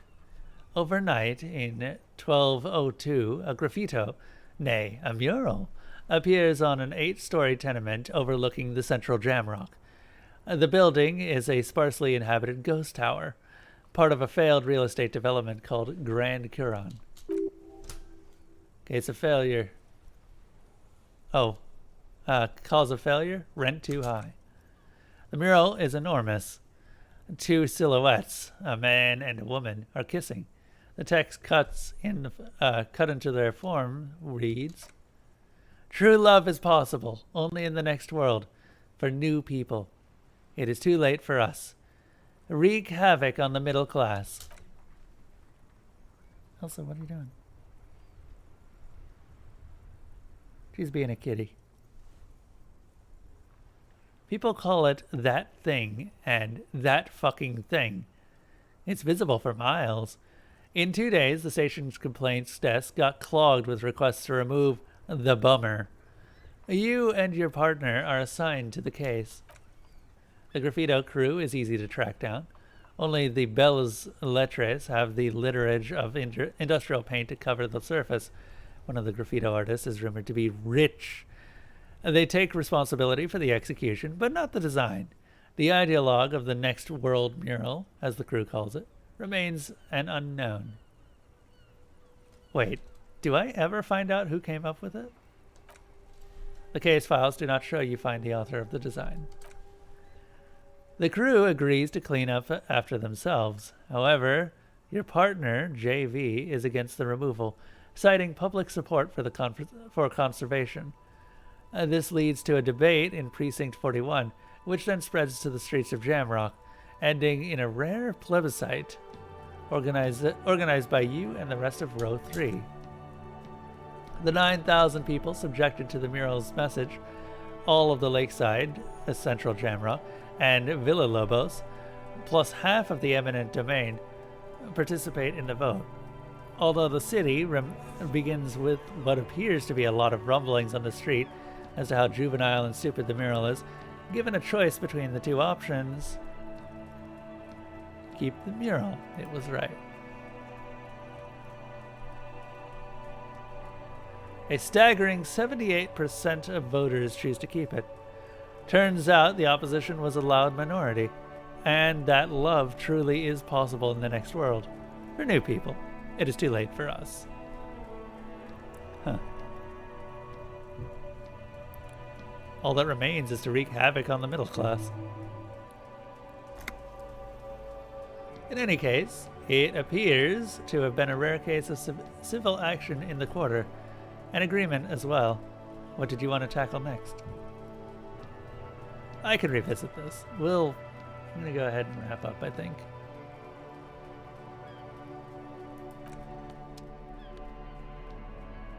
Remind me, though, that I do want to revisit this at some point.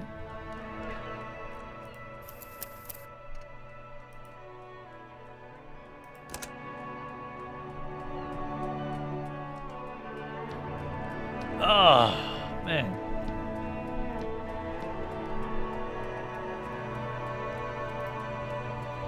Oh. Anyway, thank you to everyone who's been supporting me all this time. Thank you to Cool Eagle also for the fantastic raid.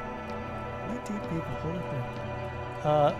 I am gonna head off. Gremlin! Gremlin, have you been lurking this whole time?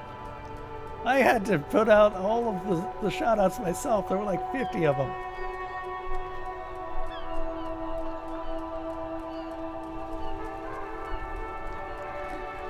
Not even Cool Eagle knew where you were. Not even Cool Eagle.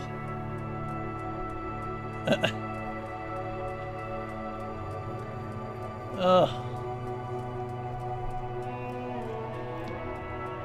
Oh, man. No, you're fine. I actually don't have that much work right now, to be honest. So staying up a little bit later isn't really a big deal, and I've been enjoying this. As far as doing this for the first time, I actually have quite liked the story, and this writing is phenomenal. It's like butter. There's something about reading through this much writing, and I said this with Pillars of Eternity as well, where I really don't care how much time it takes me, as long as it's good. I can read a story for ages out loud if it's good. Eventually my voice will give out because, of course, voices do give out. But I enjoy it, and that is the point. And that is what I like. That is why I stream. Anyway, thank you to all of my continued supporters: 10 Ace Games, Alpha MGZO, Desalona, Faratanium, Grias, Is the D, Gremlin Kev, NBFF, Real as the Dev, Slime Hunter, Sora Dominic, and Zebgrin for continuing to support the stream. I am going to go ahead and find someone else to raid, because I know someone is out there, goddammit. Who is out there, like, right now? Oh, we can raid Rose. Actually, does anyone have... You know what? I'm going to find someone else who's streaming this right now. Let's find another random streamer, because I've been trying to raid new people a lot. Disco Elysium. There are 3 people, including me. Let's make this person's day. I'm going to send you guys all over to a streamer called Renovatio Mors, and we'll see how that all does. One day you'll play this. Dude, that's all you need. Just one day. You have a strong connection to the main character? You're damn straight. I think the idea here is just he's close to a blank slate, but not really. I'm going to enjoy uncovering his past while making his future.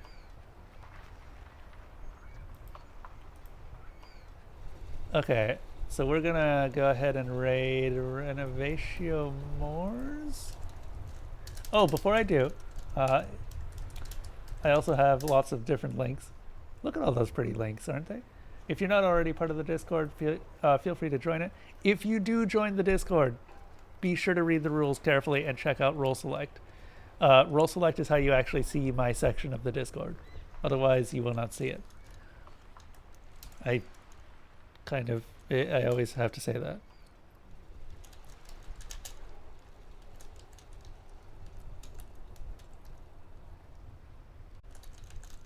Am I spelling this right? I think so.